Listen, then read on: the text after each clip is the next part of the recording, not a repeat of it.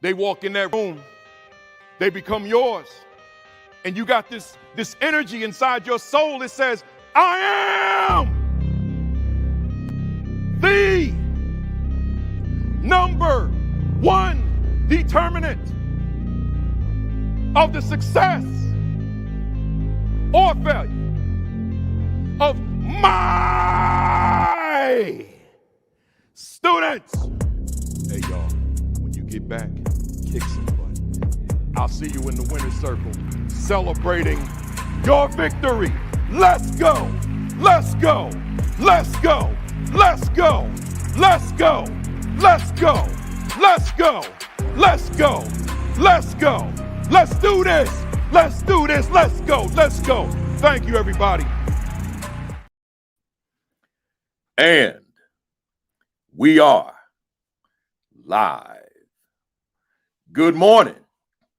Good morning. Good morning. Good morning.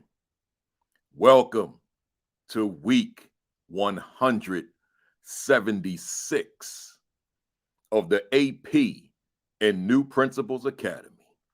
Let me see who we got checking in the building this morning. We got Sharon Wright out in Blandon, PA. We got Hassan Sabri. We got down there in South Jersey, John Few in Chester, South Carolina, Akimo Dawson, El Paso, Texas. I'm going to be out there, man. I forgot the date, but I'm coming. We got Grace Castaneda out in Kyle, Texas. Mona Abamolak, Orlando, Florida. We got Samay Hassan in Egypt, man, out there in Egypt. It says from Egypt. I don't know if you in Egypt right now, but either way, honored to have you on board. Takesha High, Virginia. Where we at? Warley Williams out in Bedford, Massachusetts. Yeah, man, I'll see you on Friday. I'll be there, man. I'm bringing fire. But you know something? I'm praying that hurricane don't mess us up. Lee ain't no joke out there, and it's kind of looking at your direction. So we'll see what happens, man. I'm praying, though. I'm praying. Just go out to sea, Miss Bermuda, and let's just, have peace as far as these storms out here. We got the Connecticut Assistant Principal of the Year. She'll be checking in with us soon, too. Arlette Mello Johnson in the building. Scott Wiley's in the building. Rodney Richardson's in the building. Tashika Truesdale's in the building. Dr. Demetrius Scott's in the building. We got Dr. Sheikah Houston. It jumped, but I saw your name before it jumped. There you go. Man, good stuff this morning. You and Dr. Tammy Taylor always making it happen. Where we got Ronald Pugh in the building. Central Hicks. Michael Benton. Principal Otis Kitchen II in the building. Yolanda McKinney in the building. Darlene McElveen, Hotep up there in Minneapolis. John Hirix, Kianda Jackson Wilson out there in Seattle. I appreciate you getting up so early to join us out there on the West Coast. Village Leadership Group. That's Dr. Roz Gaskins in the building. We got Liz McGraw. And by the way, if y'all didn't see that one with Dr. Roz Gaskins, go check it out. I don't remember which number it is, but check it out. It's there, right? Liz Aguirre is in the building. Principal Sherrod Law is in the building. Asia Burnett, Vanessa Zeskin, Willie Lanier, Thomas, J. Flag Williams, Tiffany Adams. Always good interacting with you on YouTube, Tiffany. Arcella Austries in the building. Lakeisha Mabry, Jacqueline Harriet's in the building up there in Nova Scotia. And Jacqueline, I'm looking forward to coming out there in October. I think that's October 28th. I'll be out there with you and the BEA. But I got to say this, Jacqueline. That Hurricane Lee, I'm more so afraid for Nova Scotia than I am Massachusetts in terms of the way they're forecasting it. So I'm praying for y'all for sure. Hopefully, if it does get up to your way, it will have weakened significantly, drastically. But we're all eyes on the East Coast on Hurricane Lee right now. We got Apostle Kimberly Jack Washington, Kenyelle Williams in the building. The queen of this castle here, y'all. This castle. Kimberly Broughton Kafele in the building. Lisa B. Woods Herman is in the building. Erica Harris, Karima Anque, Jersey's own Newark, New Jersey, in the building. September, Devon Vance Daniels is in the building. Sean Hurt, man, he was dropping it this morning. Y'all, I got to pause on Sean Hurt. Listen, y'all, if you're not watching Sean Hurt in the morning, followed by Dr. Sheikah Houston and Tammy Taylor, Create and Educate, y'all missing something, man. Sean is on here telling us that he's the school turnaround principal, but it's not, some people, they adopt these names and it's really not who they are. You know what I'm saying, right? Sean Hurt is doing it. He he brought receipts this morning. Like, it's one thing, this school turned around, that school turned around. He brought receipts this morning. He brought the video of the principal being recognized, right, for the school turnaround in 1 year, based on the work they're doing, but certainly Principal Sean Hurt's input, which is significant. I don't want to leave that out. So make sure that you're tuning in early, 10 o'clock Eastern time. So that's early for y'all in the West Coast and other places, but 10 o'clock Eastern, Sean Hurt, followed by Create and Educate with Dr. Sheikah and Tammy at the same time, right? Dr. Sheikah Houston, Dr. Tammy Taylor, followed by yours truly, and then Josh Tovar, Dean Packard on Sunday nights at 7 o'clock. I'm getting ready to get it started, y'all, because I got a few things I got to say. Oh, we got the former student here, man. I can't do anything without her, without mentioning her. We got Letitia Anderson Davis on here, and she still calls me sir to this day. But that's my first class in East Orange. And should I say what year it was, Letitia? Back in 92, 93 school year. And it's always good to see you, Letitia. I got to get you on here too. We're gonna get you on here, even though you're not in education. I got some things churning in my head that could make this very, very relevant, right? So with that said, y'all, let me see if there's anybody I must shout my man William Tenora Stubbs. That's my guy. Dan DeNose, that's my guy. There's my man Moose, man. I met him out in Fleetwood, Pennsylvania. I got to shout you out for sure. Oh, my man, Golf RWT. There's Doc McKeever Jeter, who's still recovering from back surgery, so I got to shout her out. But let me stop. Melissa Jones Chuno, I see you. Let me stop, y'all. Let me say formally to everybody now, good morning. Greetings. Welcome to week 176 of the AP and New Principals Academy. And as I ask you every Saturday morning at this time, how are you? I think that's a very relevant question to ask every week, because it's a question of just mental health, emotional stability, all those kinds of things, because it's asking you just how are you doing? And if the answer is not in the affirmative, it's understood. We're not all well all the time. I had some stuff going on with me the other day. I ain't gonna get into no specifics, but I came way down, man. I was down. I told my wife, I said, I'm not at peace, right? So so things happen, but then you gotta work on self, man. You gotta just work on you. Like, what do I need to do to get back where I need to be? But in that moment, I told her, it's not even something I want to be telling people. My wife, now I'm telling y'all, I said, Kim, I'm not at peace with myself right now. I'm not at peace, right? So we're not, so even though I'm getting ready to tell you I'm on fire, we're not always there. Life continues to happen, but the question is, how do we respond to life? How do we react to life so that we can get ourselves back to that place where we want to be, where we desire to be, where we must be, and particularly in these leadership capacities, where we need to be. So right now, on September 9th at 11:05 Eastern time, I can tell you right now definitively that I'm on fire! Woo! Oh! That's how I feel right now, man. But that day, I could have said it that day when I said to my wife, I'm not at peace. I could have said it, but I would have been faking the funk. Y'all wouldn't have known, but I would have known inside, nah, I ain't on fire right now. But I'm good. I'm good now, man. And whatever that issue was, I've been able to reconcile it internally. right, internally. Let me get to these announcements, man, and my quick monologue, and then I got the big time guest on today. So we got a lot to talk about. First, shout out to Roosevelt Union Free School District up in Long Island, New York. Maybe I should say over in Long Island, New York, under the leadership of Dr. Deborah Wortham. Oh, man, I had a great day over there with them, man. Convocation, you know, I've been doing nothing but convocation since the beginning of August, man. So I think that's my favorite keynotes to give, a convocation back to school message. You know, of all the things I do, regular keynotes, workshops, seminars, presentations, all that kind of stuff. I mean, I love it all, but that is something about that convocation, man. That's my happy place. So shout out to Roosevelt Union Free School District. Anybody from the district who's on right now, glad you're here. Don't let this be your last time if you've been a regular, because many of y'all were regulars, so that's a good thing. But under the leadership, man, Dr. Deborah Wortham, man, doing it big, man, doing it big. Check them out on the web. They're doing it big.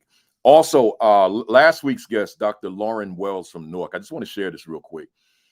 The video on the YouTube side, it went like semi-viral. You know, it generated by Sunday, because we're on Saturday. By Sunday, it was up to like 2,000 views. That's a lot in one day on YouTube. Not so much Facebook, but that's a different animal. You get credit on Facebook if people watch you for 2 seconds, literally. YouTube is a different animal. And she went up to 4,500 views, the most views of any guest I've ever had when it was one-on-one. And I've had about 125 guests, something like that. So 4,500 views, something triggered that video and gave her a heck of a lot of exposure as a new author, so a new speaker, you know, getting out here on another level. And, you know, kudos to her, but also thanks to everybody that checked that video out. If you didn't, last week's Dr. Lauren Wells, we were talking about leadership in times of deficits and so forth. And I want you to check that out if you didn't see it. To the first timers here, welcome to you. But as I always say, if you're a first timer, where you been for the past 175 weeks consecutively? I haven't missed a week. I do this on vacation. I'll be in Jamaica, my birthday week. Every week I'm in Jamaica, my birthday week, which is October. I'll be doing this live from Montego Bay. I just don't let this go, man. This comes first. I get all these invites to speak on Saturdays. I say, I'll do it, but you gotta schedule me around this academy, right? So I'm not doing your keynote address, your presentation from 10:55 to 12:30 when I'm on the road. You got to schedule me before or after, or let me do this with a live audience, but I will not postpone this for anybody. I won't record it.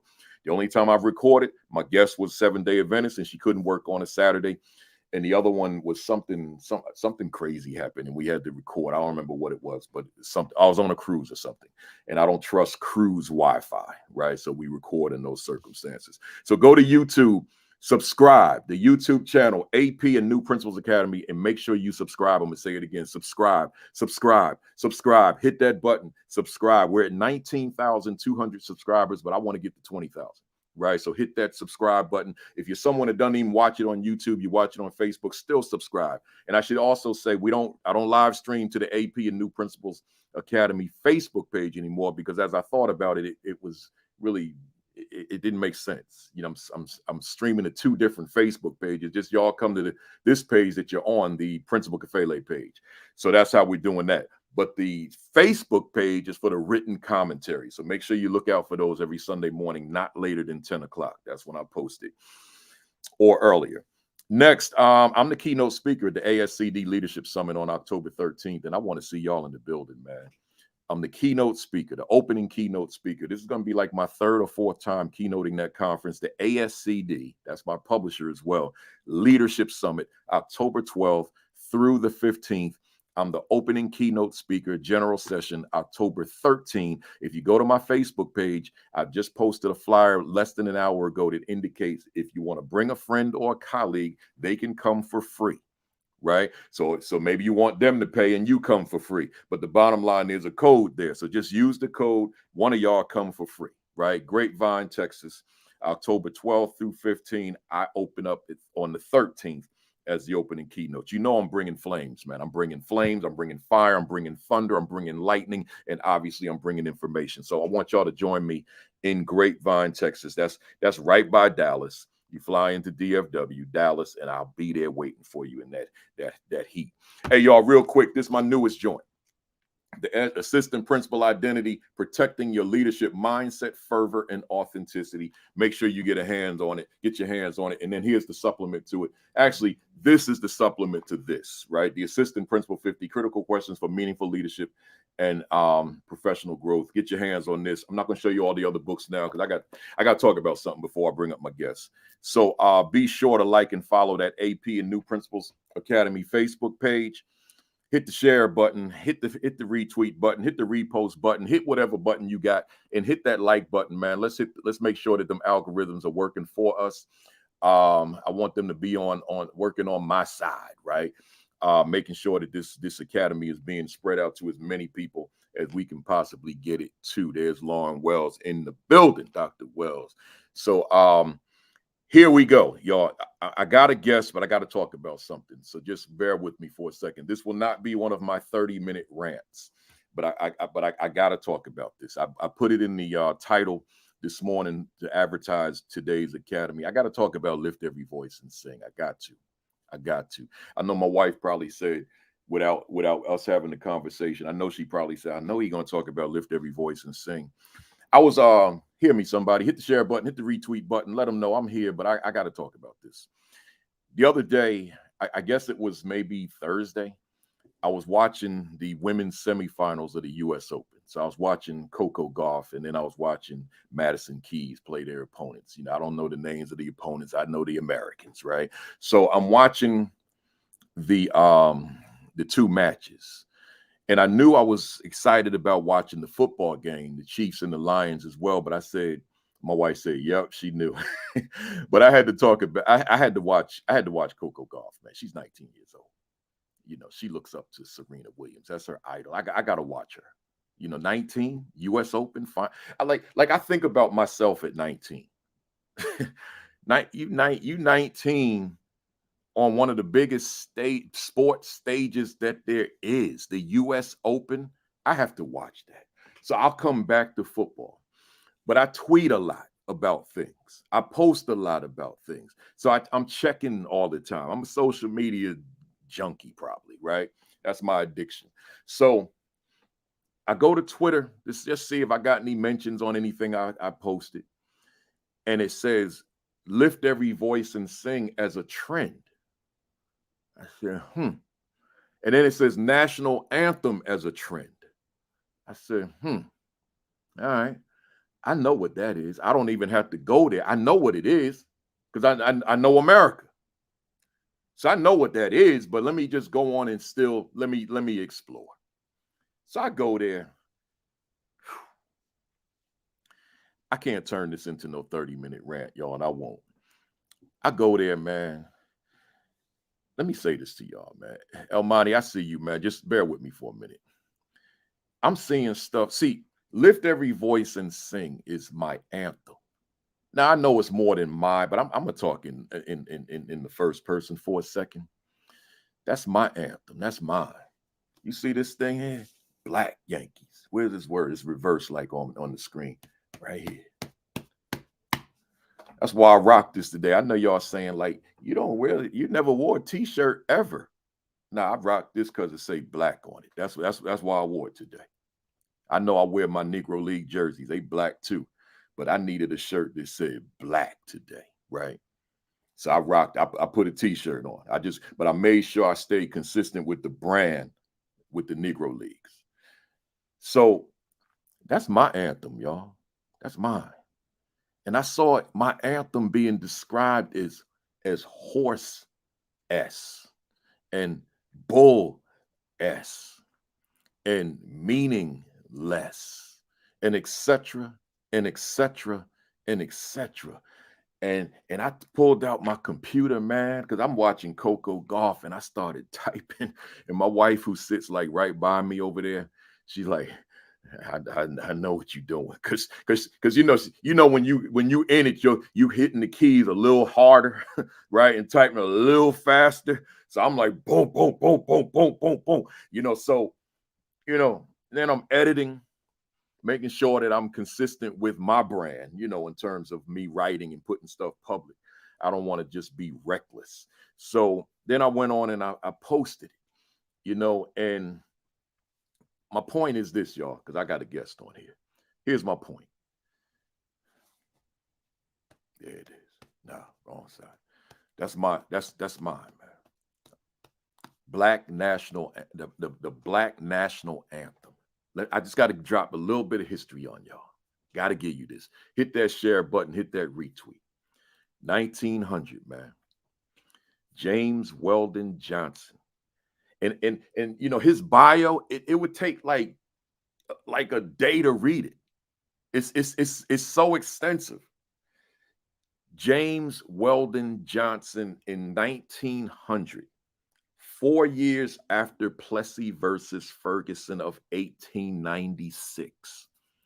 He writes this poem with these 3 verses, and he entitles it "Lift Every Voice and Sing."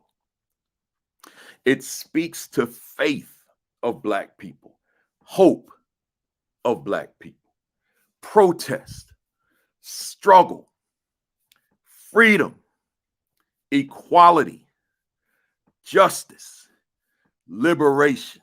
It speaks to all that and more. So he becomes, like, watch this. He graduates from what was called Atlanta University, which we now know as Clark Atlanta University. So he graduates from Atlanta University in 1894. He goes back home to Jacksonville, Florida, and teaches in the school that he attended as a child, Stanton Elementary School. He teaches there. And eventually he converts it into a high school and elementary because he added grades 9 and 10. But how did he do that as a teacher? Because he became the principal of the school. See, that's why you got to tune into this academy, because I might drop some stuff on y'all that some of y'all don't know about, right? So he becomes the principal of Stanton School. So while there as principal in 1900, he writes the poem "Lift Every Voice and Sing." His brother, J. Rosamond Johnson, sets the music to it in 1900. Booker T. Washington decides he wants to make a visit to the school, 1900. He organizes 500 children to sing "Lift Every Voice and Sing." Y'all don't hear me. To sing "Lift Every Voice and Sing" in 1900. And for the first time, "Lift Every Voice and Sing" is sung publicly by 500 school-aged children. So then there is no internet. There is no nothing in terms of mass communication. But somehow this song, on the strength of these 500 children, spreads and spreads and spreads, and it gets to the NAACP. So now the NAACP decides in 1919, we want to embrace this song as the Negro National Anthem. So now from 1919 until 2023, that's what this song is. Elmani, forgive me. That's what this song is. It's the Black National Anthem. Now, let me give you just a tad more context. I take my wife to Vegas a few years ago. I'm into comedians that tell, jokes that ain't too vulgar. So we go see George Wallace. He's an older cat for those of you that don't know him. He's been around for a very long time. He's the headliner at the Flamingo on the Vegas Strip. So I know history, y'all. So I know that Black entertainers back prior to the 60s were not, see, people don't think about segregation in Vegas. They think about Alabama and Georgia, Louisiana, Texas, and Florida, all that kind of stuff. In Vegas, if you were a Black entertainer, you couldn't stay in the hotel of the casino. that you performed in. You couldn't sleep in that hotel. You couldn't even walk through the casino of the hotel where your name is on the marquee, like a Sammy Davis Jr., for example. So George Wallace, watch this, y'all. Me and Kim going to the theater. We think we're going to hear jokes. George Wallace stepped on that stage and he put the video on of Lift Every Voice and Sing and told the people, stand up. See, this ain't no NFL stadium because he had control over the audience. He says, stand up. And we're going to sing. It had the lyrics on the screen. And we sang all 3 verses. But then once we finished, he said, now let me tell you about this hotel I'm in. He pointed backstage. He said, when Sammy Davis and other black entertainers perform here at the world famous Flamingo Hotel, he said, Sammy Davis couldn't walk through no front entrance to perform here. He said, Sammy Davis walked through the back of the hotel, through the kitchen to get backstage to perform at the Flamingo Hotel. So I'm giving you this for this reason. Man, I feel like I'm getting ready to tear up because when, woo, bear with me a second.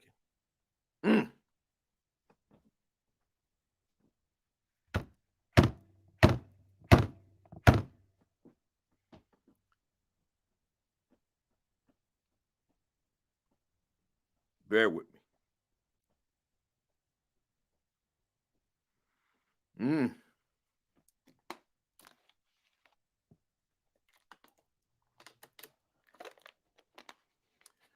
I'm sorry, y'all. This is my position. Lift every voice and sing has no place in an NFL stadium. It does not belong there.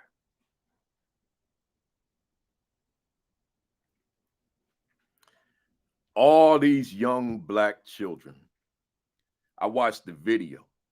I refused to watch that game Thursday night. All them black children and that black choir conductor. I know what rehearsal is. I was speaking in Savannah, Georgia one day. And they had a choir, all black high school kids, sing before my keynote. It was 2,000 people in the audience. I know how hard them kids rehearse. So they got up there and they sang their hearts out. And then when they finished, the people went like this. Like no emotion. And people that know me know when kids perform before I speak, if that audience doesn't show them love, then I'm coming at you. That's the way I get down. If them kids perform, and particularly black kids, and that audience gonna give them something like this, people that know me, they know what I'm getting ready to bring when I get on that stage. My wife got a taste of that up in Michigan one day. No, where were we at? Somewhere, up north somewhere. So Wisconsin, that's what it was. So I got up there in front of them 2,000, man. I went off. That's what y'all got for them? This an education conference. And so we here in part to talk about how we motivate and inspire young people to do great things. And this what you gave them? Man, I went off that day. I ain't been invited back either, but that's all right. I said, I can only imagine what them kids are saying on that bus right now. Like, damn, we gave them all we got, and that's all they gave us, man. I said to that audience, 2,000 strong, they may not be here, but get up on your feet and show them some love so they can hear it all the way down the damn highway. That's what they did, man. That's what they did. That's right, Sheikah. And they paid me. Right? That's what they did. So let's go back to that football game. I promise I got a guest on here, y'all. He been looking patient at me too a whole time. So I'm happy. Man, I watched them black kids, man, on the video, man. Woo! Oh! I watched them black kids, man. And I heard that stadium, man, Kansas City, Missouri. Boo! Oh, man. You know, God protected me that night that I didn't see it live. Oh, my God. Because I know I'm tearing up on the damn Saturday video. Woo!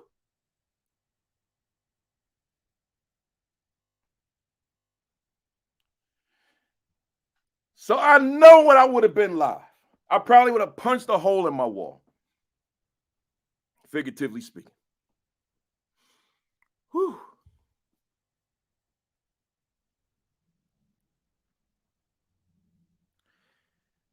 It's like 70,000 people in the stadium.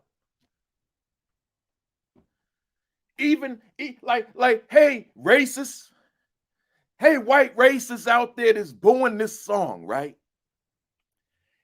Don't you have some kind of compassion for them babies? They don't know your politics, man. They just came to sing a song. They don't know that. They might not even know who James Weldon Johnson is. I hope they do, but they may not. They may not know his history. They may not know the true intent, but then again, maybe that teacher was so thorough that they did know. But hey, white racists out there, because they say I ain't no indictment on white people. I'm talking about white racists that was in that stadium and it was on social media. Can't you have compassion for the babies and just let them sing their song? Ain't you there for a football game? You weren't there for the national anthem anyway. You were there for the game. Can't you let them have their moment and just sing the damn song without you booing? Because they don't know that booing, they don't know what that's for. They think you booing them. So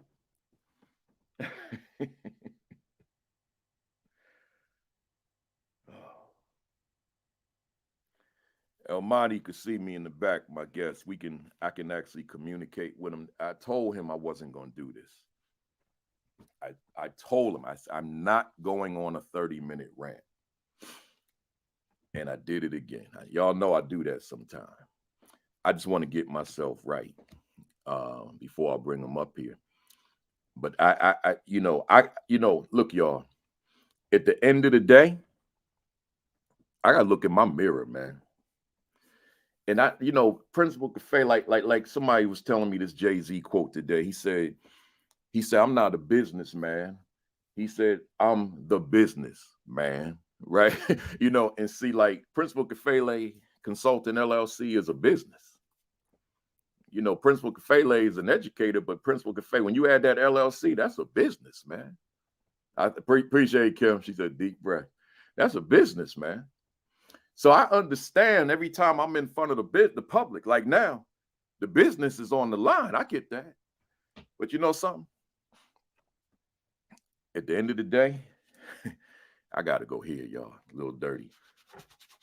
Josh, if you're out there, let me clean it off, right? At the end of the day, I got to go here. I got to look at this dude, man. See, I got to feel good about me. And I can't have this platform with the volume of people. I told you 4,500 people watched it on YouTube last week. I can't have this platform with this volume of people and I'm somewhere not being authentic. I'm scared to wear my Negro League jerseys. Let me just wear like plain vanilla stuff. Nah, I'm gonna rock them things, man. Because it's a reminder every day some of the baddest black baseball players to ever live were denied. And you know something, read the history. Babe Ruth understood it. People don't know that side. That man was pumping money into them Negro leagues, giving players money, playing against them in exhibition games, letting the people know these are some of the best players to ever play the game. He knew. He knew. See, it's on the internet, hidden in plain sight. But see, I got to be me at the end of the day, and you got to be you. Because as Parliament Funkadelic said, when you fake the funk, your nose has got to grow. You walking around as a liar. I ain't faking no funk, man. Never. I'm gonna be me. America gonna have to love me as I am, because that's what it is. So let me. I've gone long enough, because we listen, y'all. We have an important conversation today, right? We got an important conversation today. So I want to bring up my brother real quick, and let me change that screen. And there he is, man. He got the mean mug, man. My brother. He got that growl too, man, bringing that DAWG, bringing that dog, man. That's my brother, Elmonte Viney from here in Jersey City, product of Jersey City. Good morning, good brother. Good morning, Principal Kafele, brother Kafele. And I'm with you. You already know how we roll, so yeah. That's right. That's right, man. Whew. I ain't never cry on the Saturday Academy. Mm-hmm. But you know, hey, we got the people here, man. I consider people that tune in to be family. I'm gonna read all your comments later, y'all, for sure. I'm gonna read them all. I know my wife, I mean, not my wife. I know my mother's like, what the heck is going on? No, my mother, she ain't saying that. That wouldn't be. My mother's rooting for me right now. She's rooting. She ain't asking what's going on. She rooting. She probably got up out of her seat and did a holy dance or something. You know, so let me read the bio for my man. Elmonte S. Viney is a longtime educator who is dedicated to the empowerment and advancement of young people across the country. He is one that firmly believes that the role of an educator is to identify, cultivate, and assist in the realization of a young person's purpose. Currently in his 25th year at Piscataway High School in New Jersey, he is the Dean of Students for the class of 2024. Prior to that, he was a teacher in the Social Studies Department, where one of his greatest achievements was the creation of the high school's African American Studies course and curriculum. Beyond the school system, he is in his 15th year as director of the Jersey City Kappa League, a youth leadership and mentoring program for young men of color sponsored by Kappa Alpha Psi Fraternity Incorporated. In addition, he is the past national chair of his fraternity's young mentoring program, Guide Right, and past executive director of its international foundation. Mr. Viney has spoken and advised numerous organizations such as Mentor, the Congressional Black Caucus, National Association of College Admissions Association, the NEA, College Board, Big Brothers, Big Sisters of America, National Council of Black Studies, and the Obama Foundation, My Brother's Keeper. He has been recognized on a national, state, and local stage, National Partner of the Year from Big Brothers, Big Sisters of America, New Jersey Amistad Teacher of the Year for Black History, and Teacher of the Year at Piscataway High School, to name a few. Academically, Mr. Viney holds a BA in History from Boston College, MA in Educational Leadership, Montclair State University, and is currently in his second year of his doctoral studies program in Educational Leadership at Kane University here in Jersey, my alma mater. Most importantly, he is married to Deidre Viney and their children, Dana, 13, and Lorenzo, 18, who's embarking on his freshman year of college, doing big things. He's saying to all students, speak loud to the world. Once again, speak loud to the world. Powerful stuff, sir. And that's just, like I said, to name a few, right? So there's a lot there. Hey, y'all, I'm ready to go. So hit that share button, hit that retweet button, hit that repeat post button, tag somebody, hit them Facebook groups, let the world know we here, we ready to get down. Hey, Elmonte, you know, there's a whole lot to you. And I want to zero in on the education side, as I ask every educator who sits in that square next to me on this screen. As an educator, Who is Elmani S. Viney?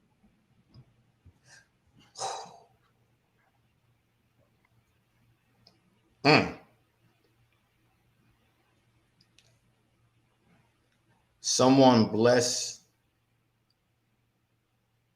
to have the opportunity to recognize the greatness and potential in others and to be in a position to help tap into that potential and to help guide that potential. That's me. That's me 24/7, whether it be my wife, my kids. It could be students in my classroom. It could be a kid on a block in Savannah, Georgia, where I am right now. Doesn't matter. It's honing in on whatever that little glimpse or that big thing that we see in them and saying that's you, because that thing called purpose. Yeah. We talk about it like a cliche, but that thing called purpose is real. That thing called purpose is the reason why we're on this planet. Yeah. You know, I go on forever. I won't, but that's me right there. Yeah. That's me. That word purpose is a powerful word. And I don't think I've ever done a presentation without going into it. The why, the reason, the because. Like, are you here just because this is your job?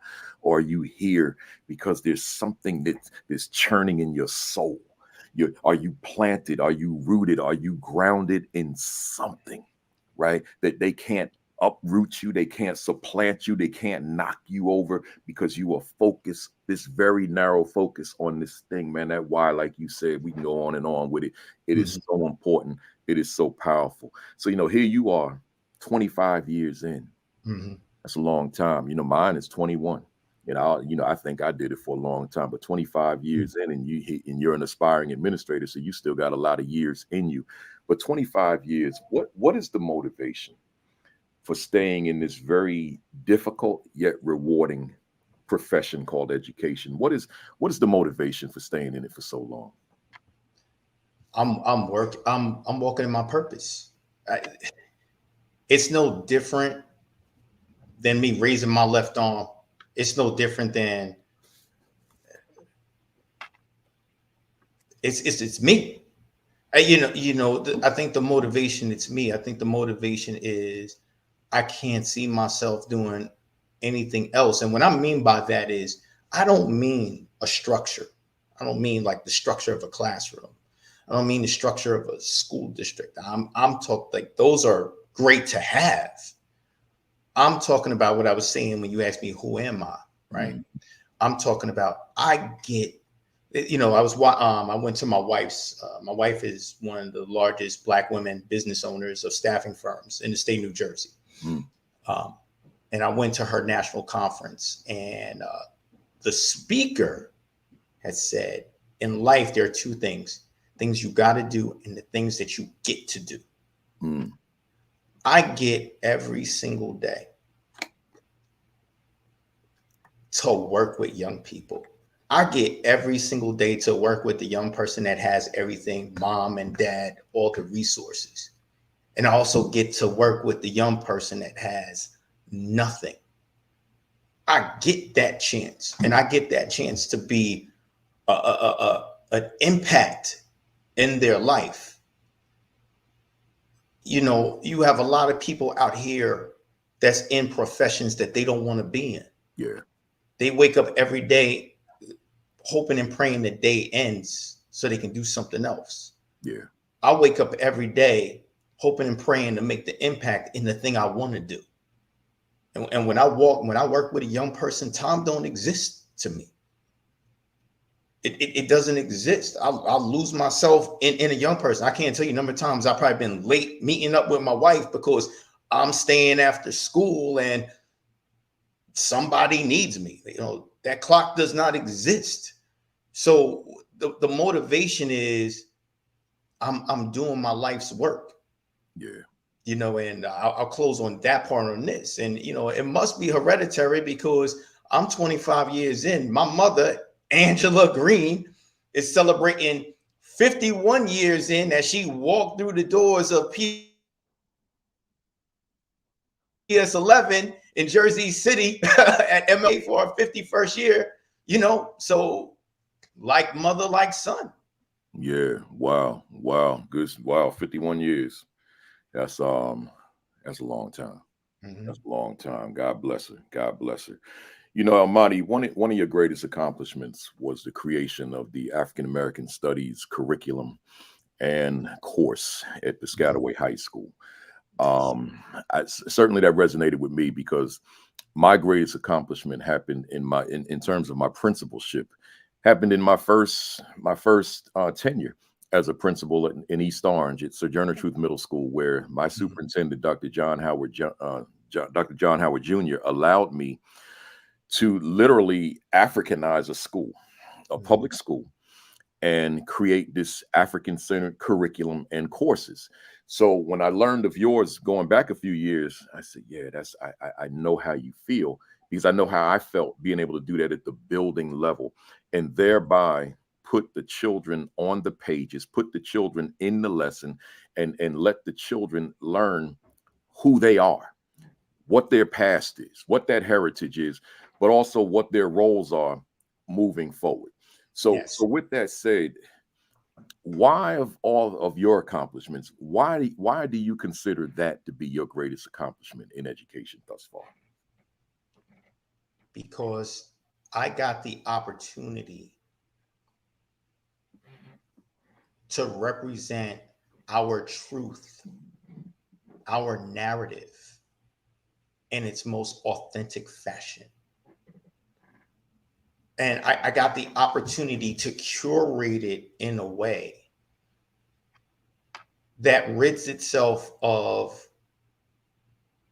deficits, that rid itself of negativity or cliches that we find oftentimes in history textbooks, as they try to represent who we are and what our truths are.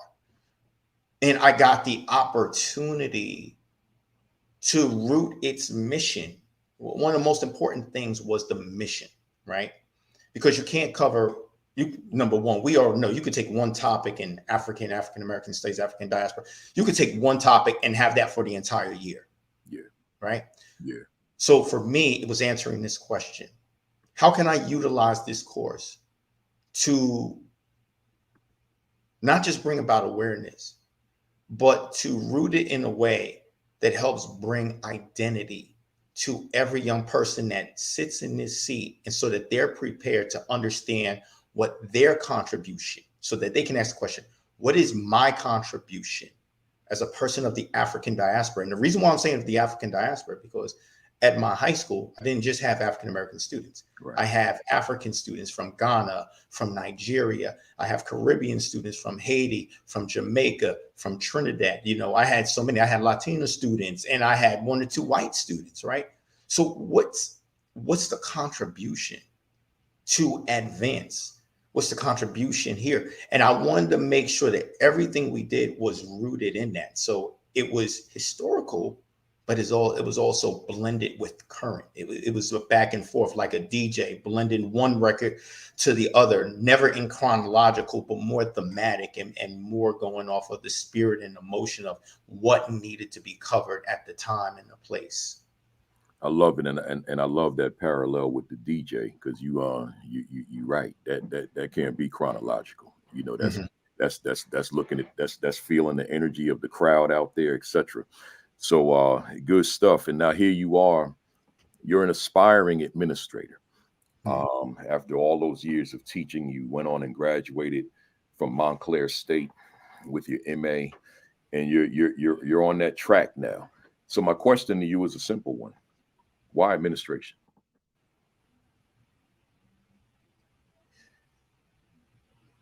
I love the classroom. I think anybody that does education, your heart is always in that classroom.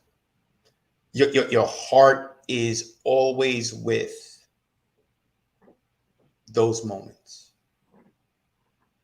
But there comes a point in time when your love, the love of it, understands that the real impact comes, you can't just impact the kids in your class. When you're looking at the kids down in this classroom or here and there, or maybe someone transfers in or something. I think there comes a part, and I don't want to speak for current administrators or whatever, but I think there comes a part where those of us that really love this understand that the real outcomes come when you can impact the system. Right. And it's funny because when we talk about definitions of systems, we talk about it as matters of control, matters of structure. One terminology that's always missed sometimes with systems is that systems are processes that provide a predetermined outcome.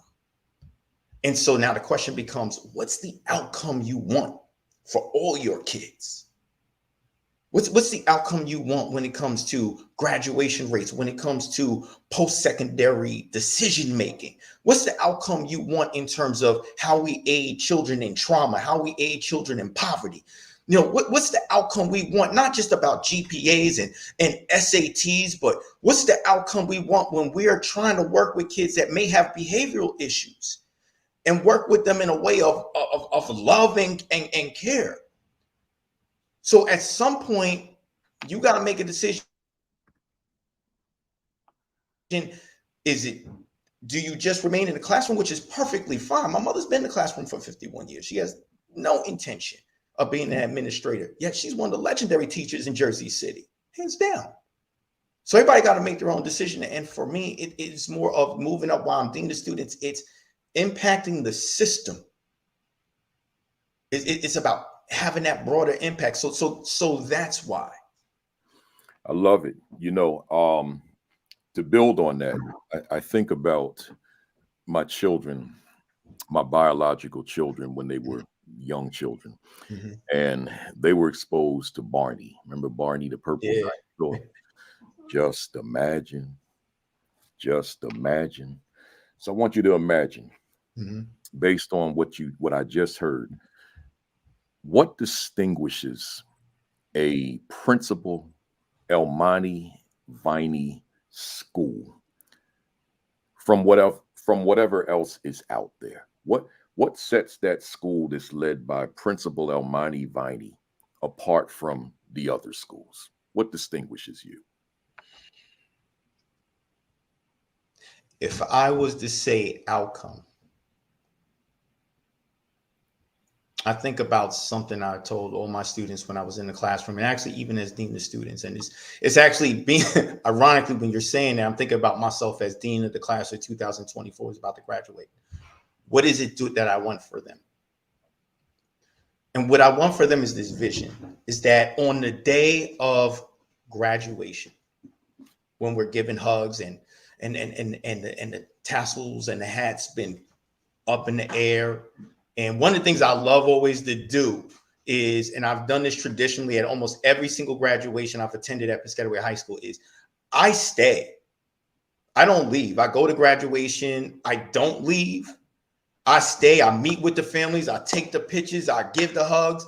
And I'll be honest, now that they've graduated, some of my students, I give my information now and say, contact me. My favorite math teacher from high school gave me his number and said, contact me if you need me. And that's another topic we can talk about because there's something there, right? Yeah. But it's this question.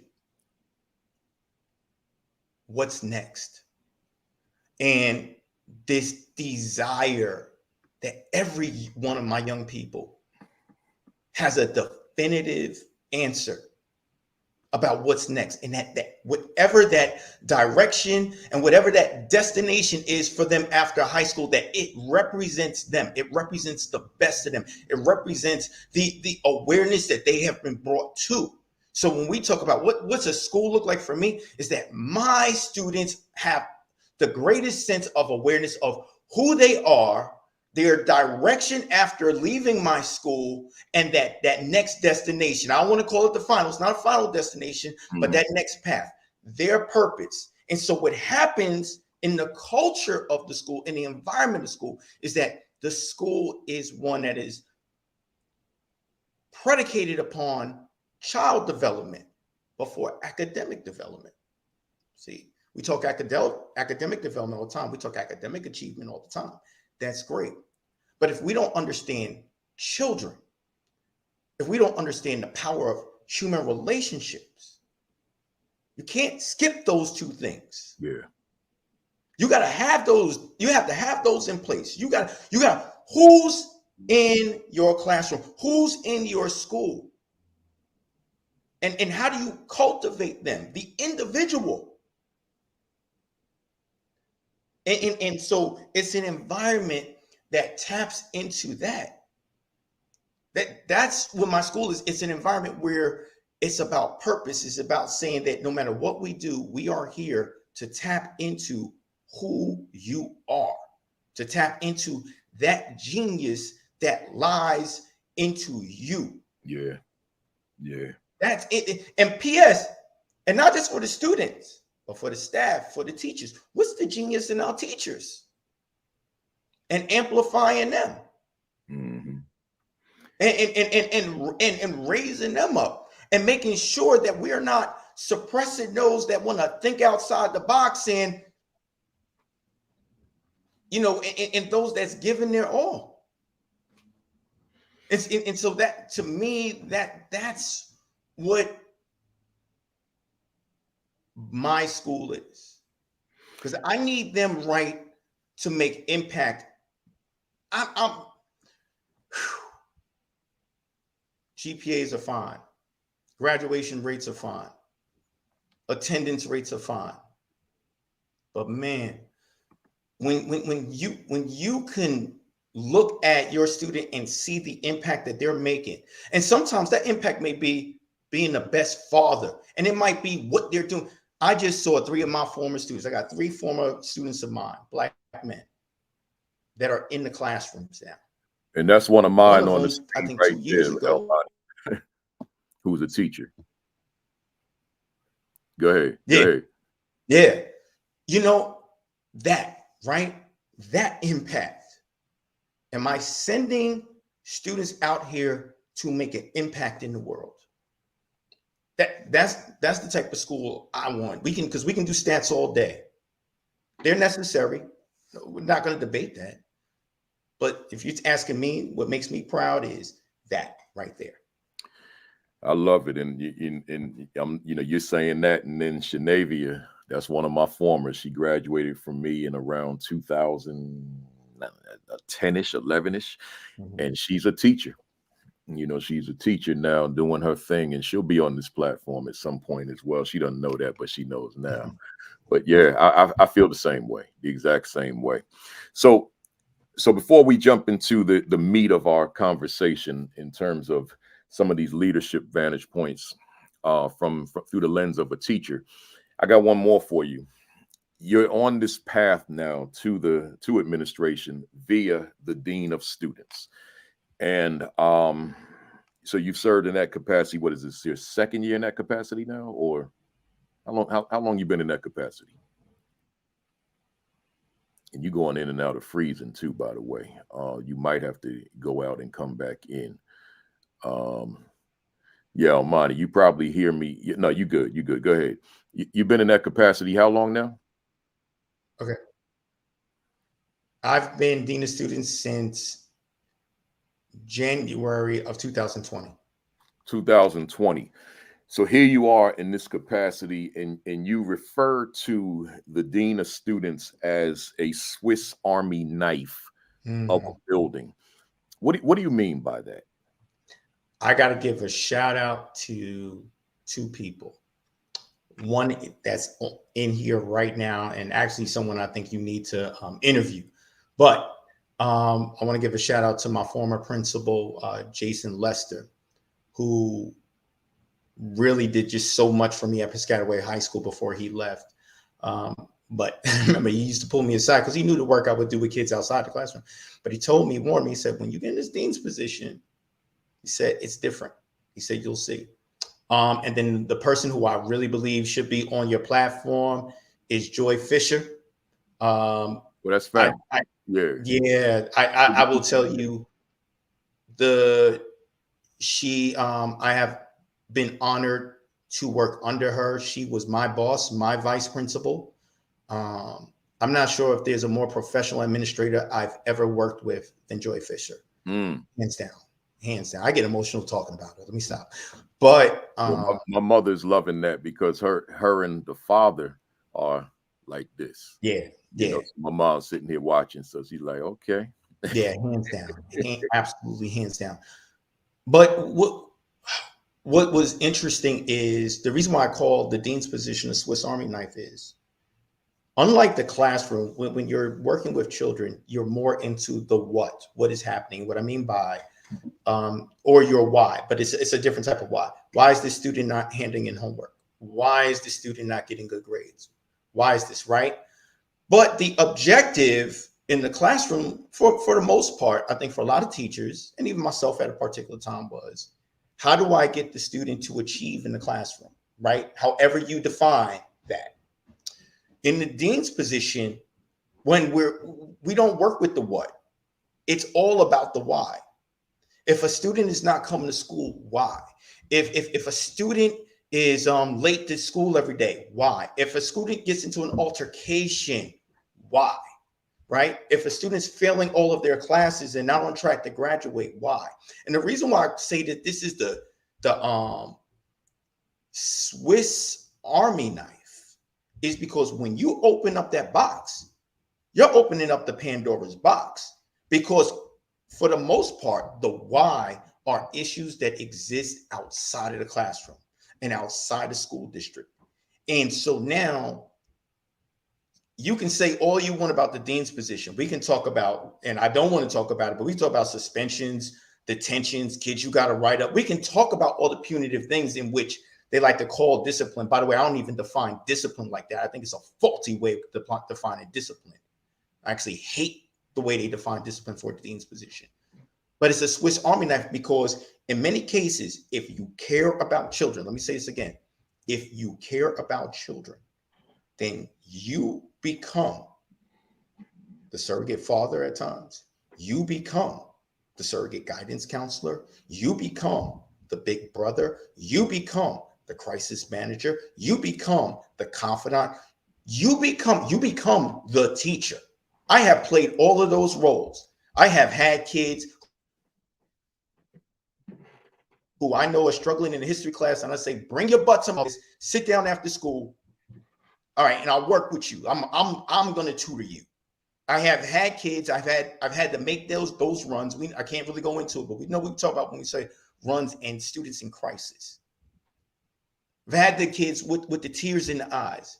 I've talked to the parents and the issues that's going on there, and you're in between. So when I say it's the Swiss Army knife, because I'm sorry, there's no motivation. I don't wake up every morning and say, I look forward today to suspend a kid. I look forward today to how many detentions I can get. Please, no.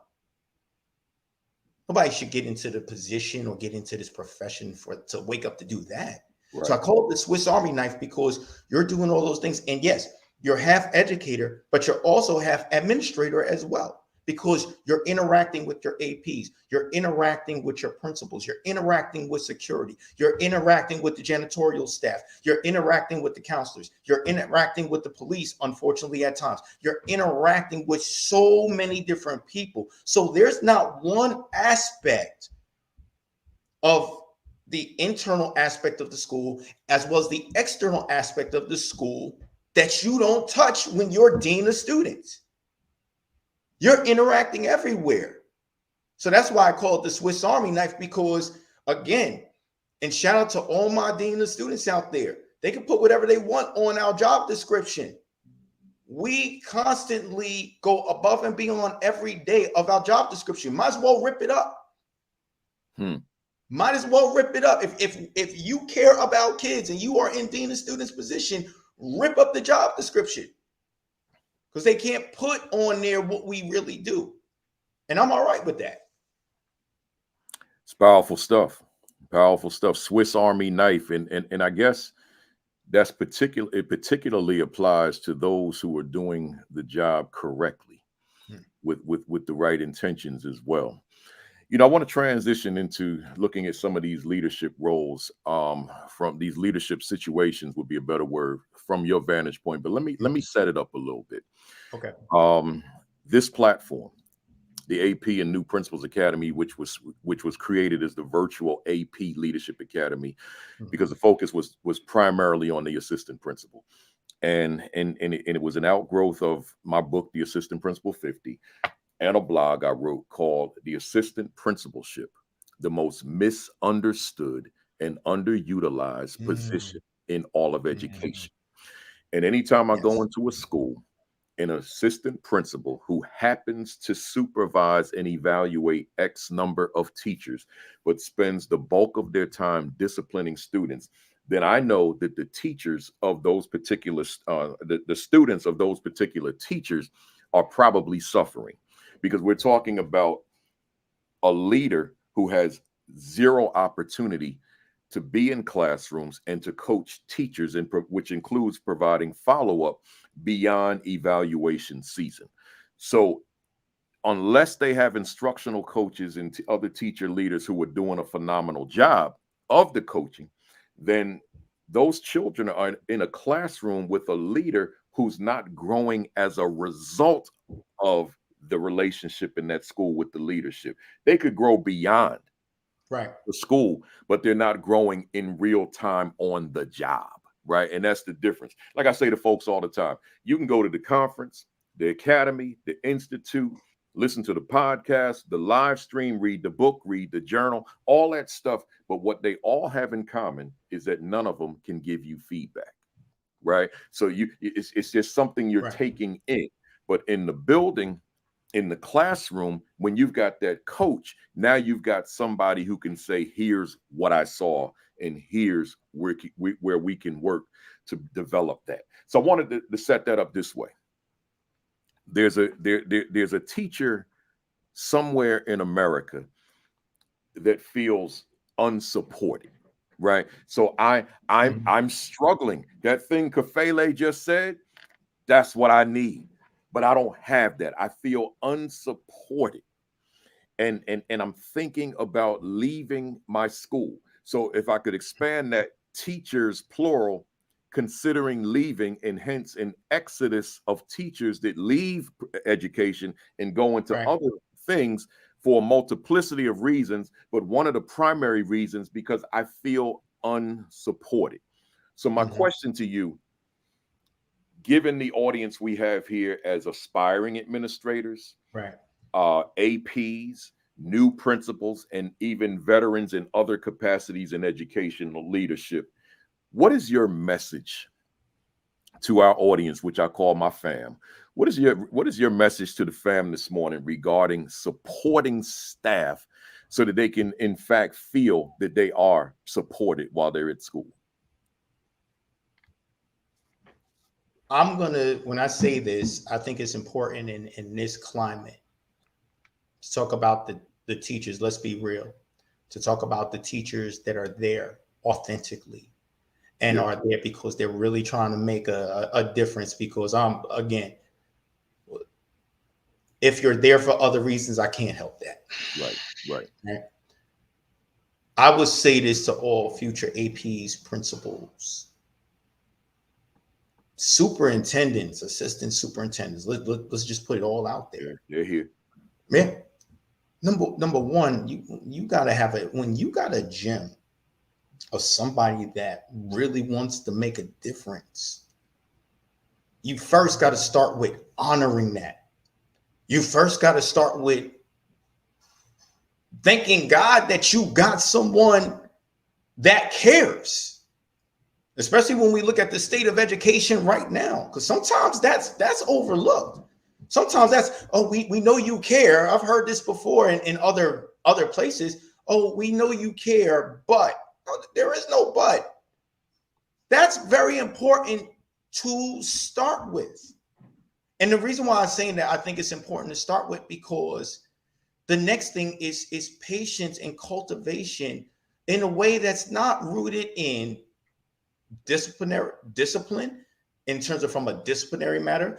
It's not rooted in hanging here's tenure carrot over the head, but it's rooted in saying, I have someone that's here that has all the potential in the world to make an impact on the young people that's in the class.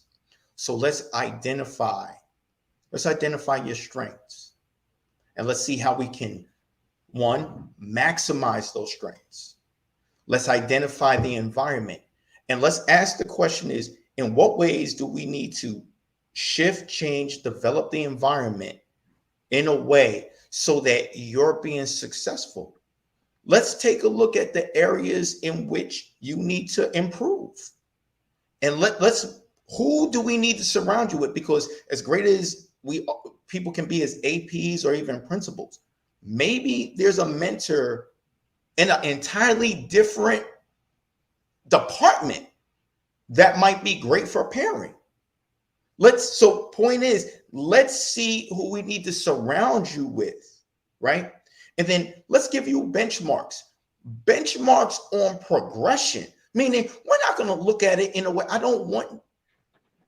When you got someone that cares, don't create an environment where when they're walking into a meeting for review, they're walking in fear. They need to be able to walk into that meeting in excitement, in the sense of saying, it's like you go to the weight room and you're with your coach, or, you go on, right? And it's like, yo, I'm going in. We're about to see where I'm at. Okay. I'm here. We're going to get here. Okay. Yeah, look, you're doing this. Okay. Now we're going to take it here. Okay. We just need to fix a little bit of this. But that's okay. So they're walking in understanding that it's an environment of constant progression and evolution, right? Yeah. I think, to me, that, and because what you're saying is we honor you, we cherish you. So I'm going to partner with you to make you the best that you can be, because when you're at your best, then that's great for our kids, and that's great for this school, and that's great for this district. And I also think this, and I've seen this across education over 25 years. I know you have over your many years. It's not about you. It's not about, you know what I'm saying, to all the APs, principals, I'm gonna say, it's not about you. We're on a different mission. Yeah. We are deferential to the mission of helping children. So we have to set aside our titles and our egos to think it's about what I need them to do for me. No, it's not about what we need them to do for us. Who is us? We're one person. It's about creating an environment to understand that we are both. I may have 25 years, but if they gave me a mentee who has 1 year in, guess what? We're still on the same mission. The mission we're both deferential to are the kids. Yeah. And in the moment, and I think this, the moment, whenever I've worked with, I say it again, Joy Fisher always kept it about the mission. So whenever Joy Fisher, she was tough on me, but I understood. And it made me, my greatest development came under her. But it's because it wasn't about Joy Fisher. It was and is about the mission for these kids. So that respect, look, you can't help but to respect that. Yeah. So that's why I'm saying, I hope I answered your question. Oh, yeah. To me, to all the APs, it's about that. Are you rooted in the mission? And do you have someone that is there that you see the potential that's rooted in that mission as well? And are you creating a guidance, a mentoring environment? Do you provide them? Let me end by saying this. Have you provided them a mentor? Have you provided them a coach? Are you an advocate for them? Do they know that their AP is an advocate for them? Right? It's speaking in app, because that's my, because sometimes the AP sometimes maybe might not be the best coach. We don't know. Sometimes they might not be the best mentor. We don't know. Sometimes they can be. But the AP always got to be the best advocate. So those are the three things that I personally would say in that environment. And they got to walk in excited. They got to walk in understanding that. And if you do that, I think every AP will be of success. But again, that's just my opinion from my perspective. Yeah, from the voice of a teacher, in this case, Almighty S. Viney. Let's keep going. I want to ask a comparable question, but I want to zero in on that teacher who's first year right now. And if you're in the Northeast, that means you've been in school for a week or so, right? 2 weeks max. If you're somewhere else, you may have been in school a month. Right. So here again, questions to a teacher, to a leadership audience. That teacher has been thrown into the classroom.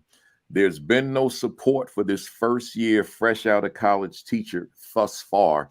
And this teacher is grown, who came in fired up, highly enthusiastic, is now losing that enthusiasm because this is not easy, right? This is not easy work.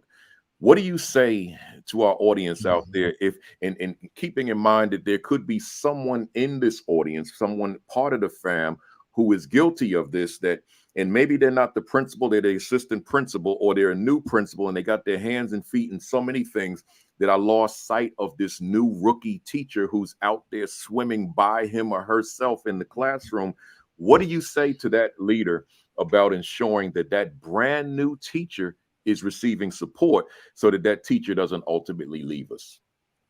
So is it recognizing that, I just want to make sure I get the question right. Is it first recognizing that maybe that new teacher has not received support and then needs support? Yeah, hasn't received it and is struggling right now. Okay. Learning's not happening. There's not a whole lot happening because I don't know what I'm doing. And I knew what I was doing in the textbook and even student teaching. But now that I'm in here by myself, I'm lost and I got nobody to lean on right now. I'm going to say this in knowing the APs I've worked with and knowing a number of the principals that I know that are out there that do amazing work, right? That give their all. The number one thing, every single AP and principal that's out there, that when you recognize that that teacher hasn't gotten support, is take a deep breath and forgive yourself first. See, sometimes we forget that they take it the hardest, the ones that care, because we think when we're in leadership roles, we got to catch everything. We can't. We can't catch everything. So the first thing is, number one, hard on yourself, because I know a lot that are. Take that deep breath first. It's okay. It happens. You know, we deal with a lot. We deal with a lot. So that's the first thing. The second thing, once recognized, I'd say go ahead and meet with the teacher, and just sometimes got to sit back and just ask the question, what do you need? I'm checking in on you, and keep it informal. You know, if they like coffee, bring them some coffee. If they want water, and maybe even take it. This is also interesting. Take it outside of an office. Take it outside of the classroom. It's nice outside still. Humid in Jersey. I never thought I'd say that it's more humid in New Jersey than in Savannah, Georgia right now. Right. But you know what? Sometimes take advantage of sitting in the if you got a stadium, or sitting outside on a park bench. Put it in an area where it might not be intimidating for that teacher, and just say, hey, I just want to sit with you. How are you doing? Be honest with me. What do you need? What is it that you need? And sometimes they may not even know. So you might want to just simply say, okay, this is what we're going to do. Let's do check-ins every week. Let's do 5 to 15 minute check-ins about needs, because sometimes the support they may need in the first week is just to know that somebody is there for them, because they haven't figured it all out, right? Sometimes those aha moments come after the first test, come after the interim reports are done, and then they keep coming. So you want to at least establish a positive presence to know that I am a resource. Does the teacher know that I'm a resource for them? Yeah. Do they know, again, I'm an advocate for them, that I'm a support for them, that if they got a need, hey, check in with me, and that I'm going to be responsive, that there is an open line of communication. That's the first thing. Does somebody hear me? And does somebody hear me where I can say what I truly need without fear and fear of retribution. Yeah. Right? Without fear of retribution. And that's critical. That's critical. This powerful stuff. Hey, somebody out there, hit that share button, hit that retweet, hit that repost, tag somebody, hit a Facebook group. Let folks know we are here. We are getting some advice to administrators from the vantage point of the teacher, right? The teacher's perspective, position, vantage point is sometimes forgotten or overlooked or omitted, but sometimes we got to listen to what's the teacher got to say. Yeah. I brought a teacher on. Hey, Almani, there's a teacher out there who, new or veteran, doesn't matter, but feels that administration is not necessarily approachable, relatable, likable, and I'm therefore not comfortable in going to administration with various different concerns I may have, particularly as it relates to my classroom.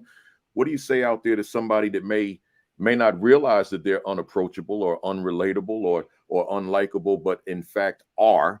What is your message to that person this morning?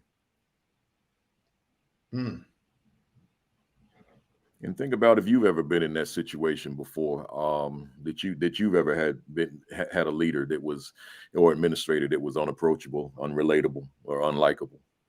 I'm going to put, actually, I'm going to inverse it. And since I've been in the dean's position, I've been in a position where somebody thought I was unapproachable.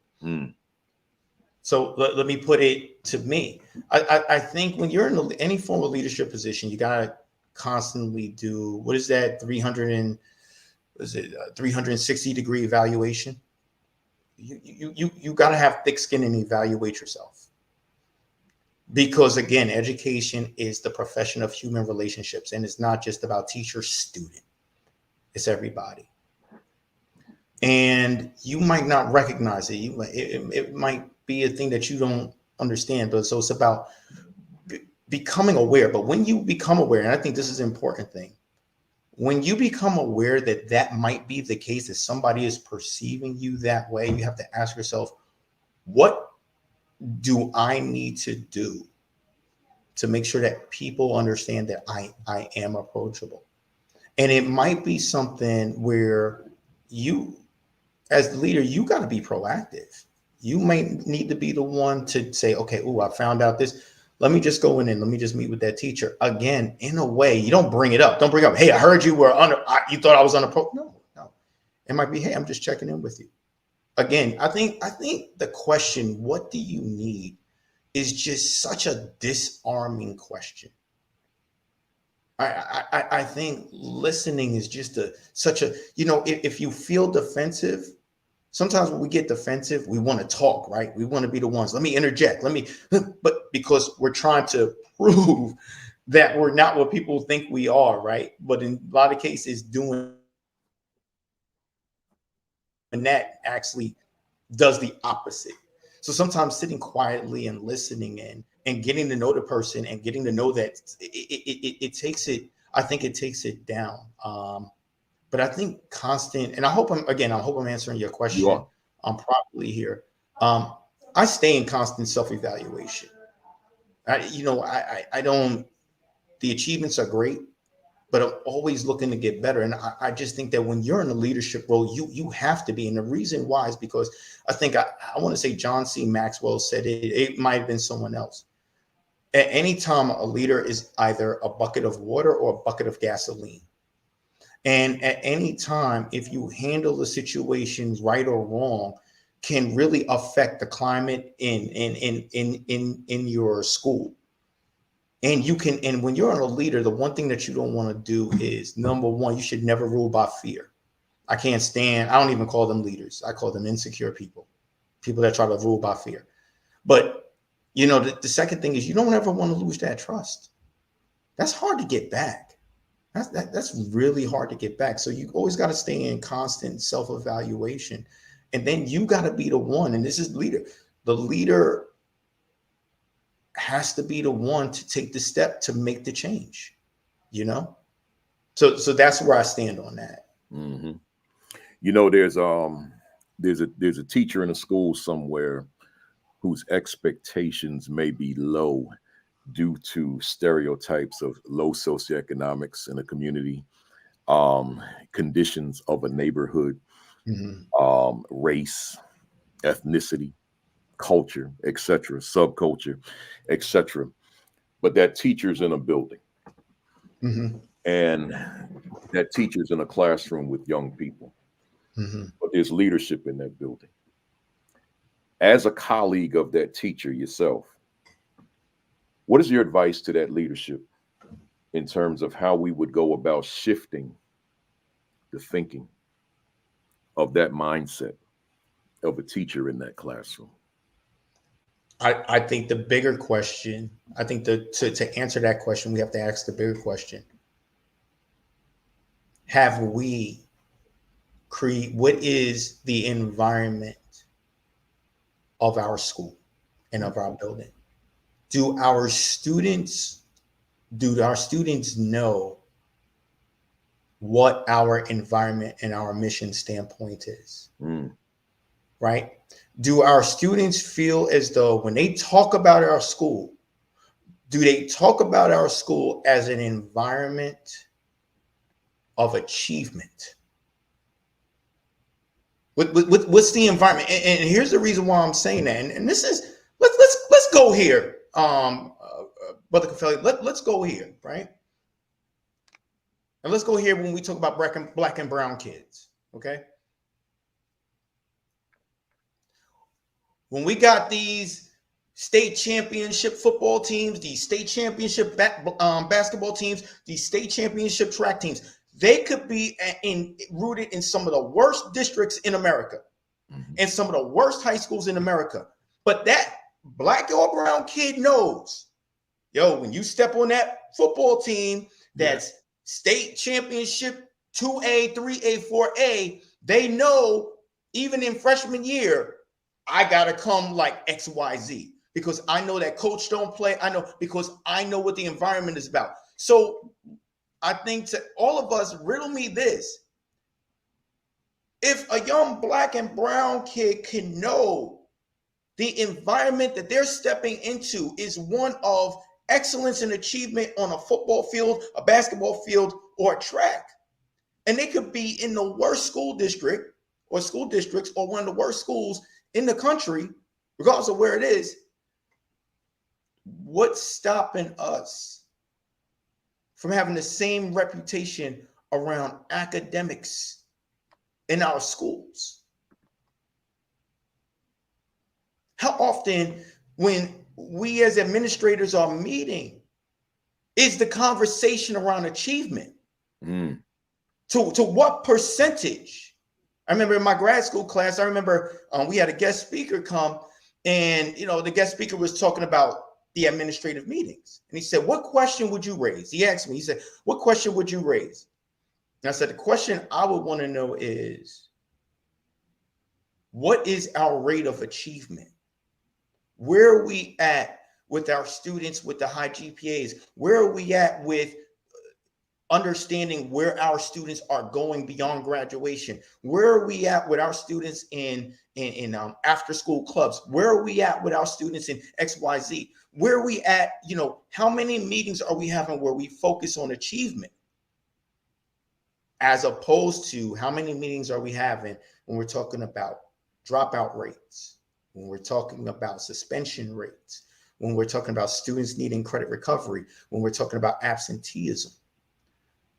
See, that narrative is so important because that's going to, if your environment is one about achievement, I'm coming full circle, but I couldn't answer your question without going there first. And the reason why I'm saying that is, if the teacher comes in ambitious,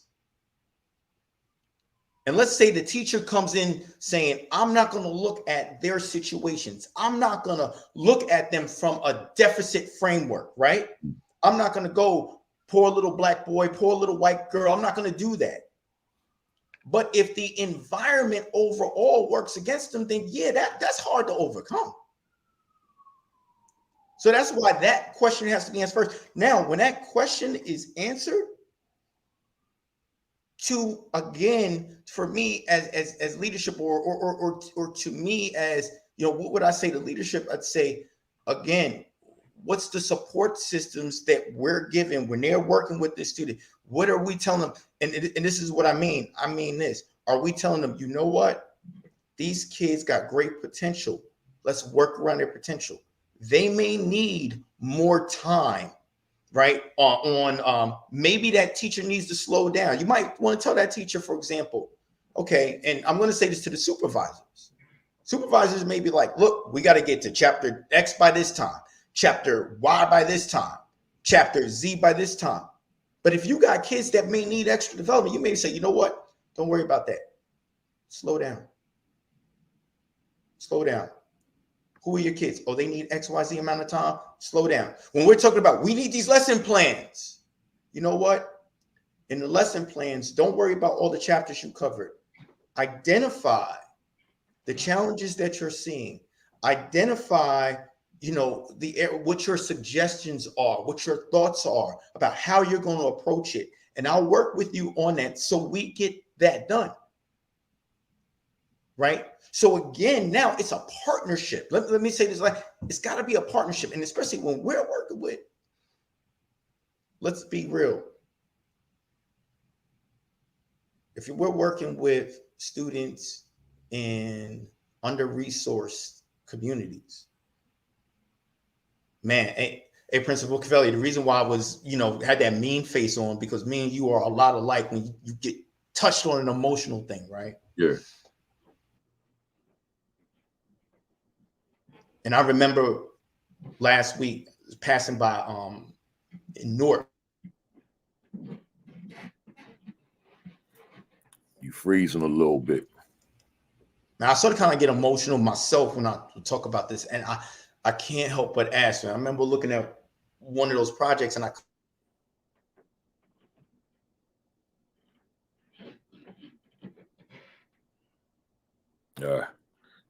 Stand hanging. Hold on, I'm back. Yeah. All right. Okay. I was gonna say, like, do those kids have the same opportunity at life as my son or daughter?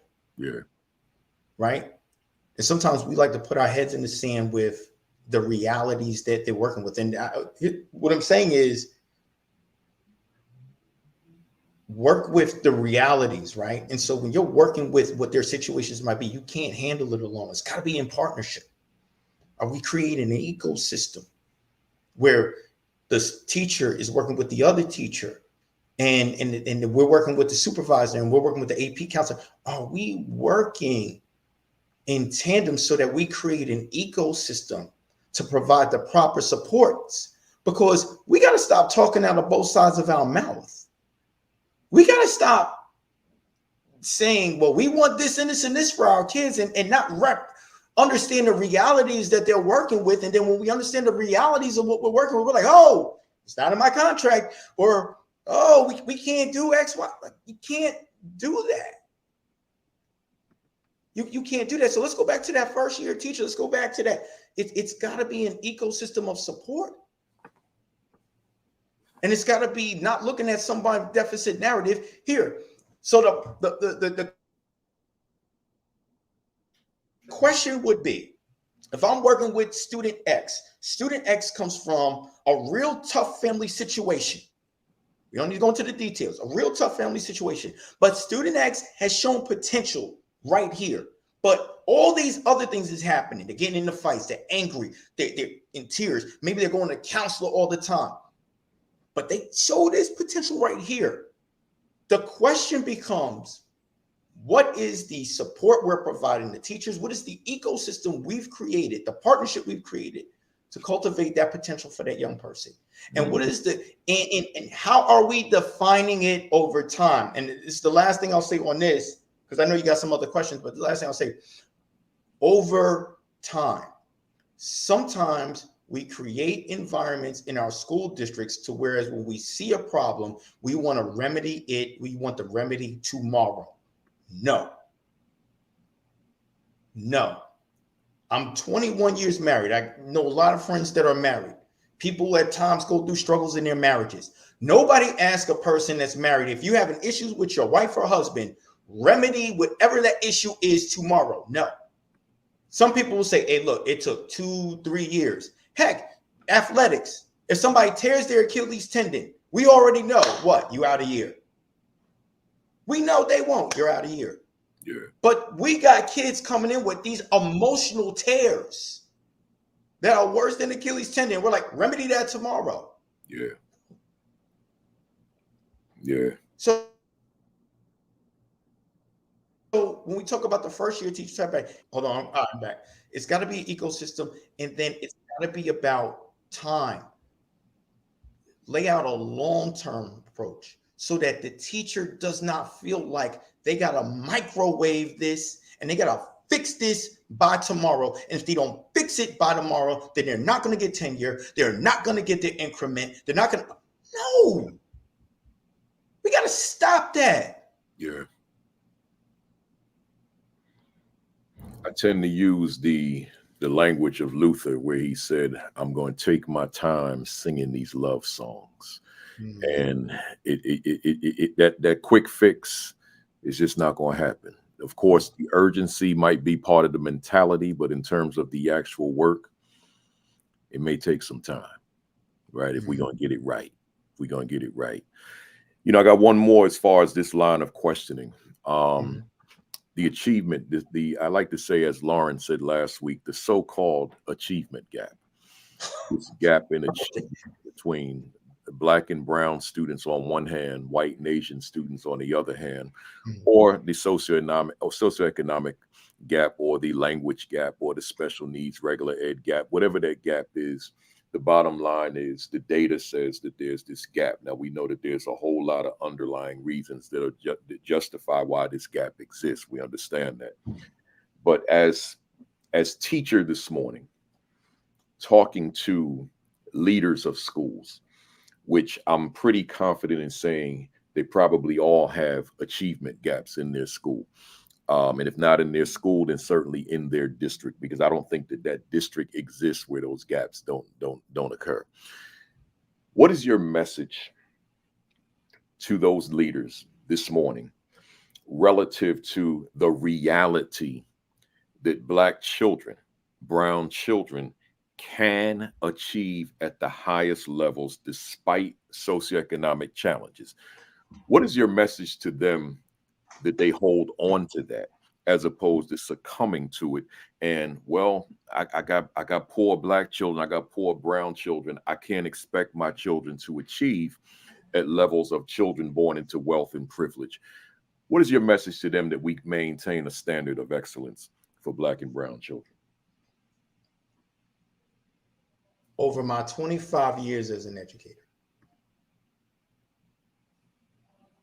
I have aided and assisted several students getting a Questbridge scholarship, full rides, that come from inner city Jersey City. I'll start there for Jersey City through my mentoring program. Full rides to several of the top 25 colleges in the country. At Piscataway, I've probably written over 400 recommendations. One of the other things I'm most proud of is just last year, I took my class of 2024 because we stayed with them all 4 years. I took 55 of those students, and we visited Northeastern University. We visited my alma mater, Boston College, and we visited Harvard University. And they rolled out the red carpet, every single one of them. What's my message? I'm going to say something controversial. I don't believe in an achievement gap. I think that terminology is, and I'm not saying you, Brother Kafele, you already know that. I don't believe in it either. Yeah. I think when we use it, I think it's a cop-out. Yeah. Because it's ambiguous. Because my thing is, if you're saying that it's an achievement gap, okay, achievement for what? See, nobody. What's the gap? What's the achievement we want? How are you defining achievement? Are you, let's start there. How is your school, how is your district defining achievement? What's that marker to say we are achieving? Is it graduation rate? Is it post-secondary rates where students are going to school? If they're going to college, is it trade? Is it how is your school defining achievement? Because everybody says achievement gap. I've yet to hear anybody says, this is what we're defining achievement in my school. Okay, so that's the first part. Now, why is that important? Because if there's a gap, that gap is because of something else. See, achievement is just a symptom. What's at root? There are three things at root, in my opinion. The gap in information, the gap in resources, and the gap in opportunities. So let me give you an example. We know nationally speaking, I remember this when I was speaking at the College Board. The number of Black and brown children, students, that were doing well on their PSATs to where it warranted them going into AP classes were not going into AP classes. Now, why is that? They were getting the scores. So why the gap? See, a lot of times we look at the gap and we think, well, it's our minds. And this is why I don't like deficit narratives, because the deficit narratives default us to say, well, the kids were just not smart enough. Wrong. It's that the parents and the students were not informed about the process of applying for getting recommended to AP. I challenge every school district and say, when you look at AP classes, honors classes, National Honor Society, do your parents and do your students know ahead of time the process to being recommended? Right? So I'm saying information. Then the next thing I would say is on the gap is resources. When I was in my program at Montclair, one of the biggest things I took out of it, I was taking the superintendents, because I also got I got my superintendent certification. So when I was doing my superintendent's program, this one line the professor hit me with, I was like, ooh, said, the priorities of a district are determined by their budget. If you ever want to know what a district takes seriously, take a look in their budget, right? That's resources. So when we talk about there's a gap, let's say your district has said, defined, okay, this is how we're defining achievement. Okay, where are you funding it? Show me your budget line. Tell me how that's being funded. Or is it just something that we got to do out of magic? Magic. Right? We got to do it out of magic. If you say, for example, hey, look, we want more college-going students. Right? Let's go there. We want more college-going students. That's how we're doing achievement. And there's a gap. Okay. My question would be, are your school counselors NACAC certified? Are they a part of NACAC? I've been waiting to share this one. There's a school I visited. A friend of mine is vice principal in the school. And this is years ago. I happened to be visiting them, and I'm talking about years ago. And I remember meeting the head of the school counseling department there. And we would chat, and I said, hey, are you going to the NACAC conference? And the head of school counselor at this high school said, what's that? So if the chair of the school counseling department doesn't even know what the National Association of College Admissions Counselors is, how can that school or that school district say we take post-secondary transition seriously? Right? So again, this is where I get into resources.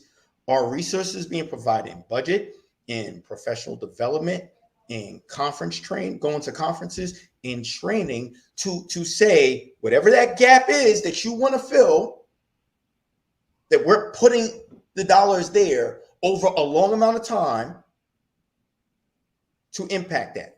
So we got information, resources, and then opportunity. Are we providing opportunity for our teachers, for our young people in ways that maybe there were barriers before? Maybe there's a kid on the cusp that, technically speaking, shouldn't be in honors classes, But sometimes, and say this. This is where I wish education was more like athletics in this way. If you got, for those of, I used to coach track. I coached Marist High School way back in the day, and we I was sad to see Marist go. Yeah. But I coached Marist, back in the day, and I had some, and that whatever times your runners are running at the beginning of the season, you already know that's not going to be the case at the end. And we know that the idea is to get those times down at the end, right? So when we judge how great a track runner is, we're looking at what was their fastest times. Where are they at by the end? Well, we don't do that in education. How many kids do we hold back because what they did at the beginning of a school year? Maybe it was rough at the beginning, right? And we calculate all that in and hold them back from future opportunities. So that student at the beginning, maybe they were a C student, maybe they were a low B student, but maybe by the end, they're B plus, they're A student. Absolutely. But we'll hold them back from that honors course because when we calculate all the grades together, we're like, yeah, but you got a B minus, not recognizing that it may have took them a while, but they're here now. So opportunity is there. So that's why I say, no, we don't have an achievement gap. If we're very serious, we need to say, what is our information gap? What is our resource gap? And what is our opportunity gap? And what are we doing collectively from the district on down to fill those gaps in? You touched me on that one, man. Yeah. And see, the worst thing that could have happened to me as far as achievement gap language was in undergrad school stumbling on this gem, the miseducation of the Negro. So when Dr. Woodson said, when you control a man's thinking, you do not have to worry about his actions, I could no longer embrace that language because there's so much there to that in the explanation. So what you said is extremely powerful.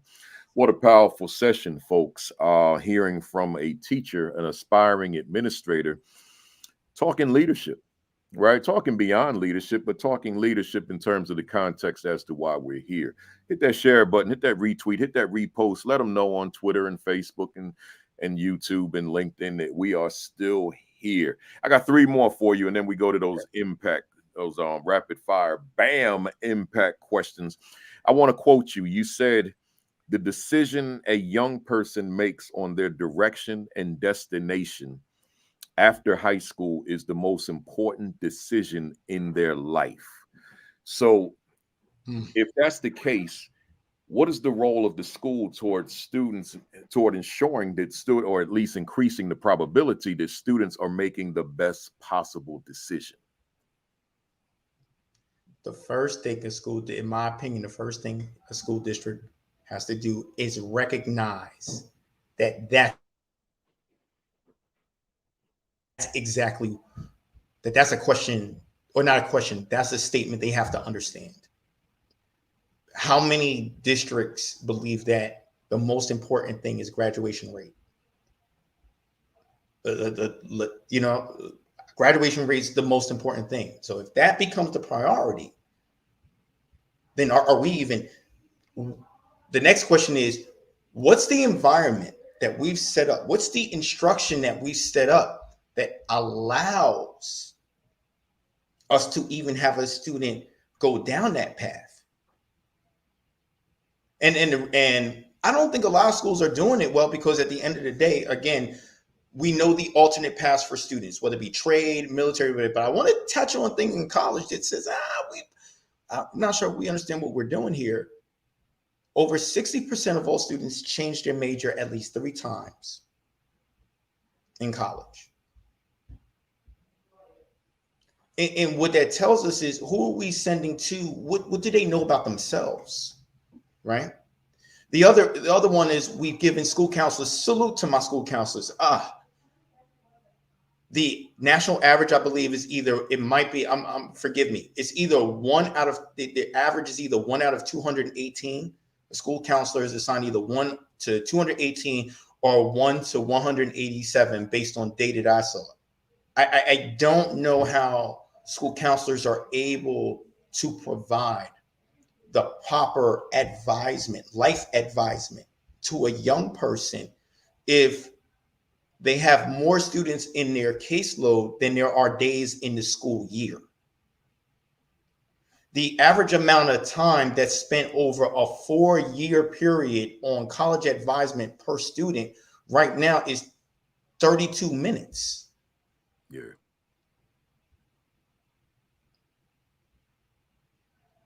So yet that decision, Brother Kafele, I look at it as a domino effect, right? I made the decision after high school to go to Boston College. But set aside that part. Set aside school rankings, set aside name, right? Let's look at the domino effect. I did at 18 to leave Jersey City to go to Boston. What did that impact? Set aside the university. That impacted who my friends became. That impacted my decision to join a fraternity, right? That impacted where I decided to take my life after college, which was down in Georgia, which impacted how I moved back to Jersey City, right? Which impacted the way I met my wife. Yeah. You see this domino effect that begins to happen? I got numbers just like you. You and I both have numbers of former students that made a decision, hey, I'm going to college in XYZ state, that now has moved down there permanently, never came back to Jersey City or never came back to New Jersey. That's how powerful this decision is. Yeah. And so I think we have to, I think we got to take that more seriously. We have to ask ourselves first, is that something that is important to us as a school? I'm talking about those of us on the secondary level, but even on the district level, is that important to us? Is it important to us that the student can say, this is who I am as a person. These are my talents and gifts that I have found out about myself. And then this is the proper environment I need to go into, i.e. the direction that I need to go, and the direction destination I need to go after here so that I am growing in my gift. Mm. How many schools do we have that ask the question, what do you want to do, before we ask the question, who are you? What's your major going to be? But we're asking that, but who are you? You can't answer. You can't ask what your major is going to be. You can't ask what career you want to have if the student doesn't even know who they are. Wow.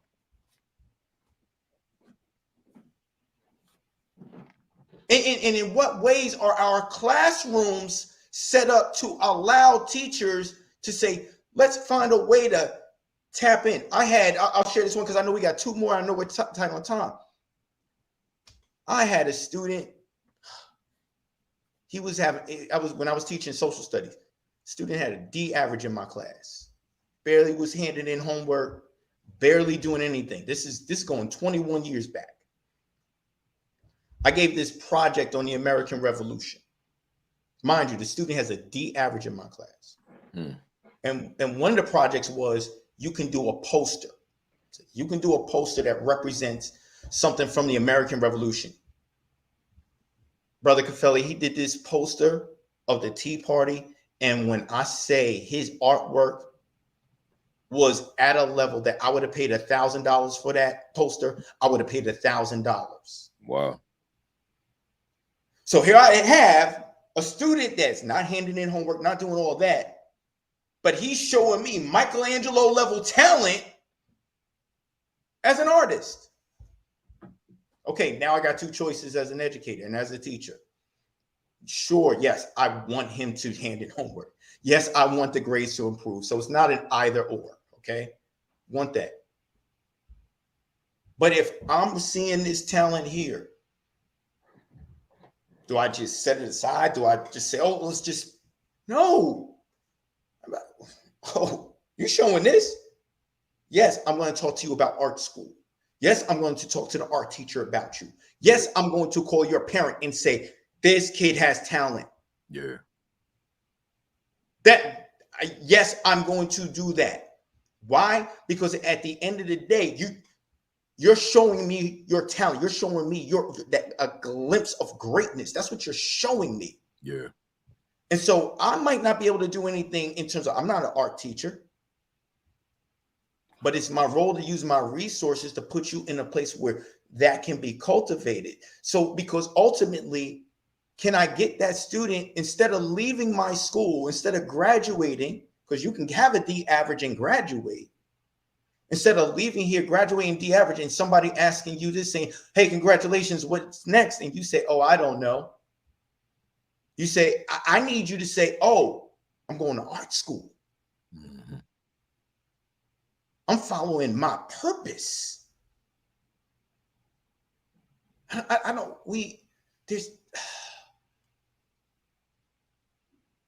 don't know why there's such a resistance to that. I don't know why. Because we want, for those of us that have parents, we want it for our own kids. My son is living his. I'm living mine. I turned down going the route of being a corporate lawyer to do this. I know I could be making far more money as a corporate lawyer, but I'm living, that probably would leave me stressed, anxiety. I'm loving what I do. Isn't that the point? That's it. When passion and purpose align, it doesn't get any sweeter than that. And that's where you are.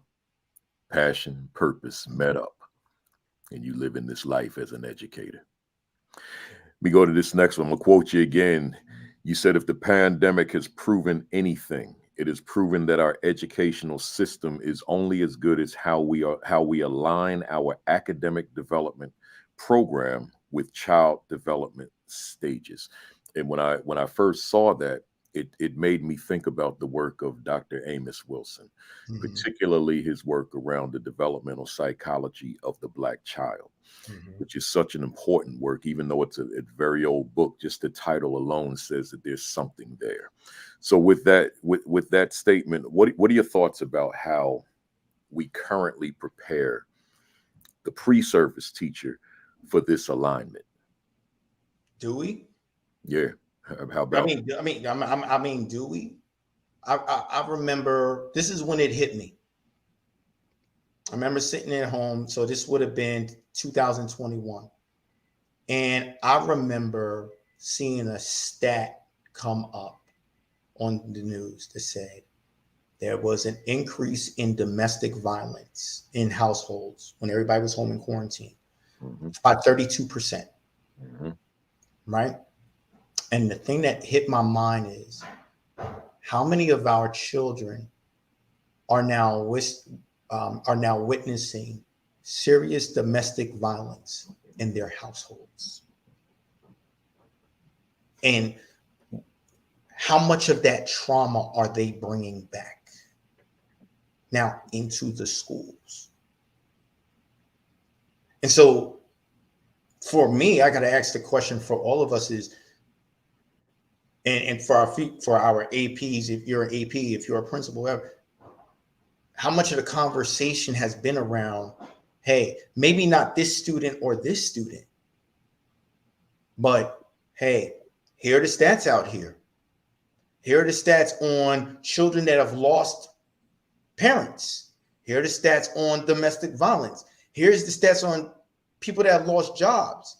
Here's the stats on people that's dealing with, the ill after effects of it, right? Did we bring in people that specialize in PTSD? By the way, that's another, we like to talk ADD, we like to talk ADHD. We still don't like to talk PTSD in our school districts.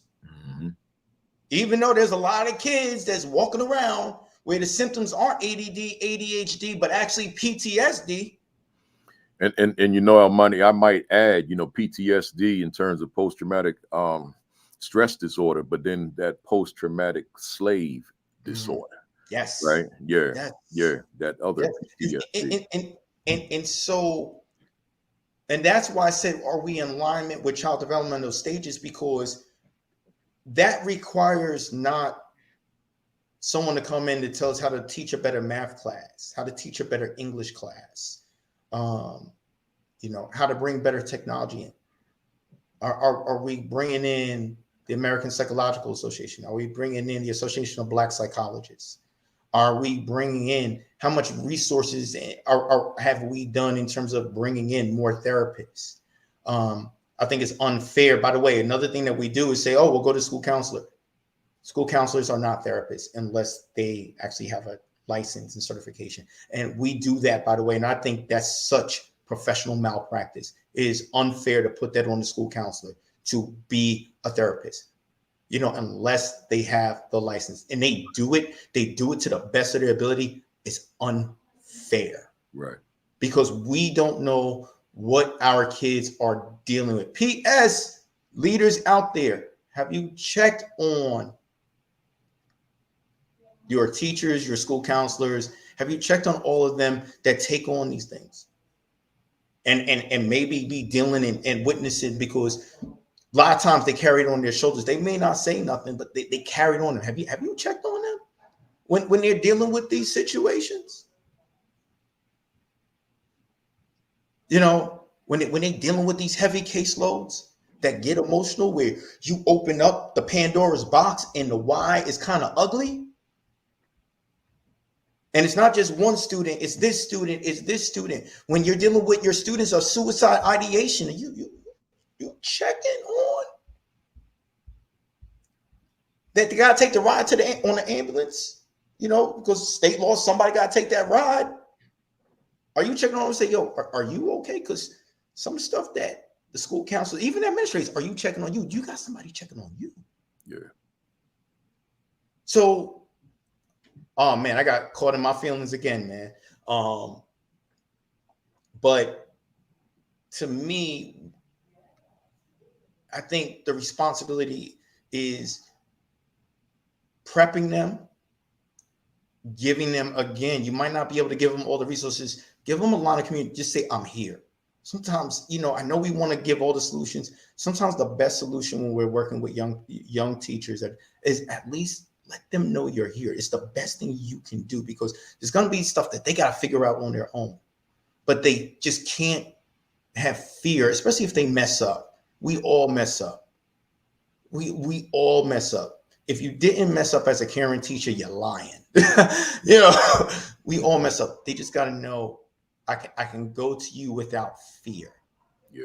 Help me figure this out. You know, so that's what I'd say. But yeah, I even pre-pandemic, Brother Kafele, I'd say that I think that's something we still need to address, is the question of, are our school systems, is our curriculum, is our culture in our schools in alignment with child developmental stages? Because when I read up on child developmental stages, then I see sometimes, I'm talking about nationally here, what we do versus what child development stages are.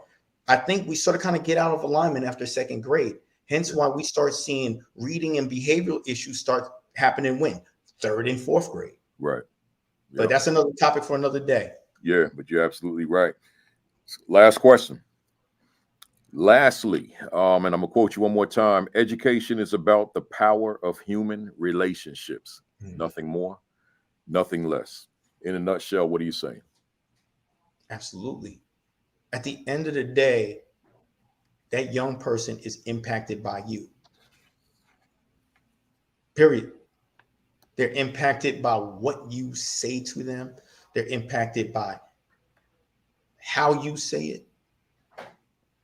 Or they're impacted by if you see them. And one of the things I learned, Principal Kafele, I prided myself, I want to give Ken Dandorf, I went to St. Peter's Prep in Jersey City. I want to give really, of course, my mother, Angela Green, props, because, you know, educator. I want to give my father, since passed away, Lloyd M. Henry, who was 30 years as an educator in Newark. And then my math teacher in my senior year, Ken Dandorf, at St. Peter's Prep, props, because the one thing that's consistent with all three is they maintain relationships with a lot of their students decades after they left that classroom. And I'm gonna tell you why that's important. To me, the best evaluator of whether you do a good job or not as an educator is not the AP, not somebody that comes in the classroom. It's your former students. Mm-hmm. It's your former students, especially when you speak to them. Yeah. I've prided myself on trying to maintain as many relationships as I can with the former students that have come through my classroom. I say that to say the power of relationship is this. What they say about you, and a lot of times they don't, with the way they go in their direction, the things that I don't remember a thing of pre-cal. Sorry, Mr. Dandor, if he's watching. I don't remember a thing of pre-cal, but I can tell you every quote that man said to me. Mm. I know that when my mother walks Jersey City, that 40, 45-year-old doesn't remember anything they learned from my mother in third grade when she taught third grade at 22 school, because that's where she started at 22 school. Mm. But they remember that lunch she gave them. They remember when she came by and told them that you can do this, you can do X, Y, Z, right? It's that power. It's that, and even when they get mad at you, you know, I'm tough on my students, and it's so funny. In my old age, I think I've gotten a little softer. It was funny is my former students have gotten mad at me. I was joking with one of my colleagues last week. I said one of my former students got mad at me because he said, "Mr. Viney, we hear you getting soft on these kids." They were mad at me. I'm like, my bad. But they understand. It's. I'm sorry. They may not remember that math problem. They might not remember that English grammatical structure that you were teaching. But they're going to remember what you said in terms of how much you value them, how much you see them, how much you believed in them. And though they may not understand, especially to the tough teachers, though they may not understand it right now, sometimes they understand it later. And I'll end by saying this. Sometimes, and this is to the young teachers, what I've learned is sometimes you can't, though you may be speaking to the present student, sometimes you're speaking to the present student so that the present student can understand it in the future. So sometimes I might be like, I'm talking to you, but I'm talking to the future you. Yeah.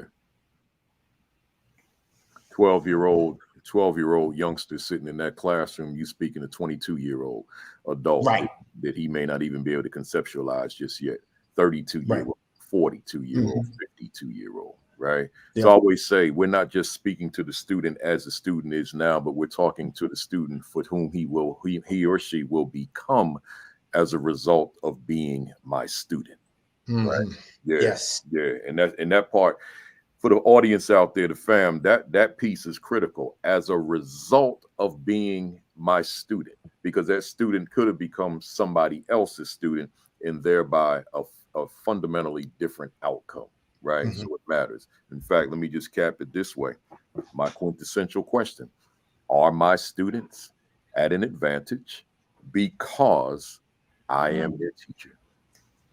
Could somebody come into this classroom and take my students to places that I cannot? It's not a question of comparison. It's a question of self-efficacy. Do you have that belief and that confidence in oneself that you know definitively that your students are in the right place because you are the right one? It matters. Let's go to these rapid fire BAM questions. One word answer, one sentence max. If you find you're throwing in commas, it's too long. Right? Here we go. 20 questions. Okay. Is education on the right path for underserved children in America? No. Are you optimistic about the educational prospects for the masses of Black and brown students in America today? No. Can true equity occur in America's schools for Black, brown, and other underserved students? Got to define what equity means first. Does Almani Viney's work contribute to the progress we desperately need? Absolutely. If you could do a reset on your life, would your line of work be different or the same? Absolutely not. Why do you continue to do this work? Because it is who I am. What fires you up within the work that you do? Every day I wake up to get to do the work that I do. What is it about this work that you absolutely love? The potential in kids. What do you dislike about the work you do? Any systems that stop us seeing the potential in kids. What has been your greatest victory in this work to date? The respect from my students. What has been your greatest challenge in your work?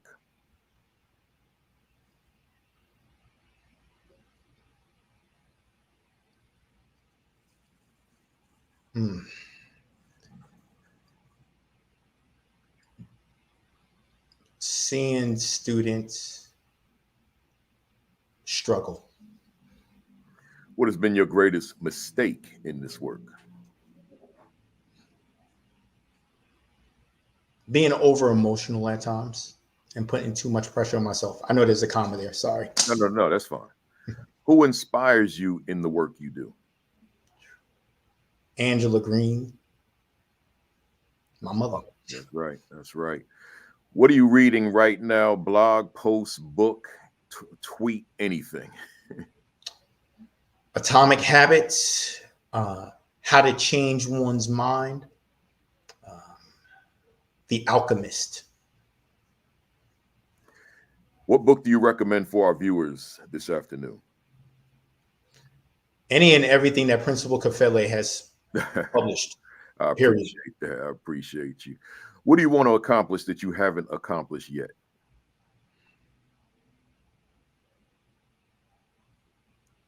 That culture, being able to be blessed with the opportunity to set that culture of purpose in the school. Are you satisfied with where you are professionally now? No, and it's not negative. I just believe in constant progress and evolution. What could you say to a viewer out there who continues to face closed doors? Marathon, not a sprint. What could you say to a viewer out there who's lost their fire? You didn't lose your fire. It's just cindering. Put a log on there. It'll come back. And finally, if Almighty Viney was a word in a dictionary, what would be your definition? Passionate. Passionate. Powerful stuff. Hey, folks out there, fam, if you enjoyed today's conversation, if it resonated with you, if it added value to your leadership, if it's something you could use, give us those emojis, whatever your favorite emoji. I see you already started. Give me that fire, those diamonds, those gems, those power symbols, those bombs, whatever you use. Put them on the screen so we get the applause. That's the applause for the guests. For those of you who may be new to the platform, I see them coming. I see them coming. They coming. Keep them coming. If it resonated with you, if it added value, if it was beneficial, if it was useful, keep them coming. Keep them coming. I see them. And while they're coming, let me get my emoji in the form of this nice baseball bat, Louisville Slugger, representing, as I always say, Josh Gibson. At the plate, hitting grand slams out of Yankee Stadium, 800 feet. Bam! 4 times, 16 runs batted in. Man, it was huge. It was huge. It was huge. Hey, Almighty, how do the folks get in touch with you, like such as social media, just to stay connected to you, learn from you? Yeah, actually, I have an email, Mr. Viney at mrviney.com. Oh, okay. Yep. Mr. Viney at mrviney.com, y'all. And then my Instagram is, I got to look it up real quick because I forgot. I think it's just Almighty Viney. Yeah, it's just my name. Yeah. You'll see me up there always with either talking about my son, my daughter, or my trail runs. Yeah. And I couldn't find you. I couldn't find you on Twitter. Are you on there? No, I got off that thing. Okay. Yeah, I understand. Hey, man, I appreciate you. I'm thankful for a great discussion, great conversation, great information, as Lauren Wells just said. Great stuff, and looking forward to doing it again at some point. But I'm glad we finally made this happen. Stay with me while I do this. Stay with me while I do this rundown real quick. You got any final words for the folks? Speak loud to the world. Yeah. And something that you said that I co-signed, you got to speak your truth. The moment you stop speaking your truth, the rest of your life becomes a lie. Speak your truth. Yeah, speak your truth. Hey, folks, glad you're here. Real quick before you leave, number one, go back and watch my monologue in the beginning as I address Lift Every Voice and Sing. Take those of you that came on late, go back and watch that, please, because I want the world to see that, actually. So make sure you see that. Next week, I got a different kind of guest. Guest is named Cindy Rodriguez McCarthy. This is one of my former students from North Tech. So I've never brought a former student on, but she went on and became a teacher. So I thought it was appropriate. So we're going to get some words from a former student, get her insight. So her name is Cindy Rodriguez McCarthy, and that'll be next Saturday for week 177. Again, join Facebook, meet us on Facebook Live every Saturday morning, 10 o'clock, Sean Hurt, Create and Educate with Dr. Sheikah Houston, Tammy Taylor at 10:30. Myself at 10:55, and then Josh Tovar and Dean Packard on Sundays at 7 o'clock. Make sure that you get your hand in, and Rise Gaskins, Tuesdays and Thursdays with the Village Leadership Group. Get your hands on the Assistant Principal 50. Amazon, you can go there right now and get yourself a copy and get the supplement. Now, this is a supplement. This is the foundation, the Assistant Principal 50. I got all my other books sitting here, but I'm not going to waste that kind of time today. Put my name in the search engine on Amazon and you'll see them, or go to principalkafele.com and you'll see them all there. Subscribe to the AP and New Principals Academy YouTube channel. Subscribe. We're at 19,200 and I want to take it up to 20,000. So subscribe and then like and follow the Facebook page, AP and New Principals Academy Facebook page. I write a commentary every Sunday morning. I just got back to it since the summer, but every Sunday, not later than 10 o'clock, I post it, and it'll be just a continuation of Saturday. So come on and check those out. They're not posted anywhere else except on that page, AP and New Principals Academy Facebook page. And then finally, your diet, man. Eat right, y'all. It's important. Your exercise, get it in. And then finally, your COVID precautions. It didn't go anywhere. It just took a little nap over the summer, but it's here. And here's Joy Fisher in the building. What you saying here? Your homework, give it a few days to reflect and go back and watch this and read the comments, being inspired by the impact of this session on others. Outstanding. We're proud of you both. And you know I'm going to be reaching out to you, Joy, to be on here. You know, my list is like 5 years long, right? But I'm definitely going to get you on here, Joy. So I told my mother that too. It's just a matter of me reaching out and we schedule a date. So you in like Flynn. So other than that, y'all, have a great week. Well, first, thanks for being here. See you next Saturday. Have a great week. Have an extraordinary week. Have your best week yet. Peace. Peace. Thumbs up. Cock that fist back. 1, 2, 3. Bam! I see y'all next week. Be safe out here and be productive. And we see you soon.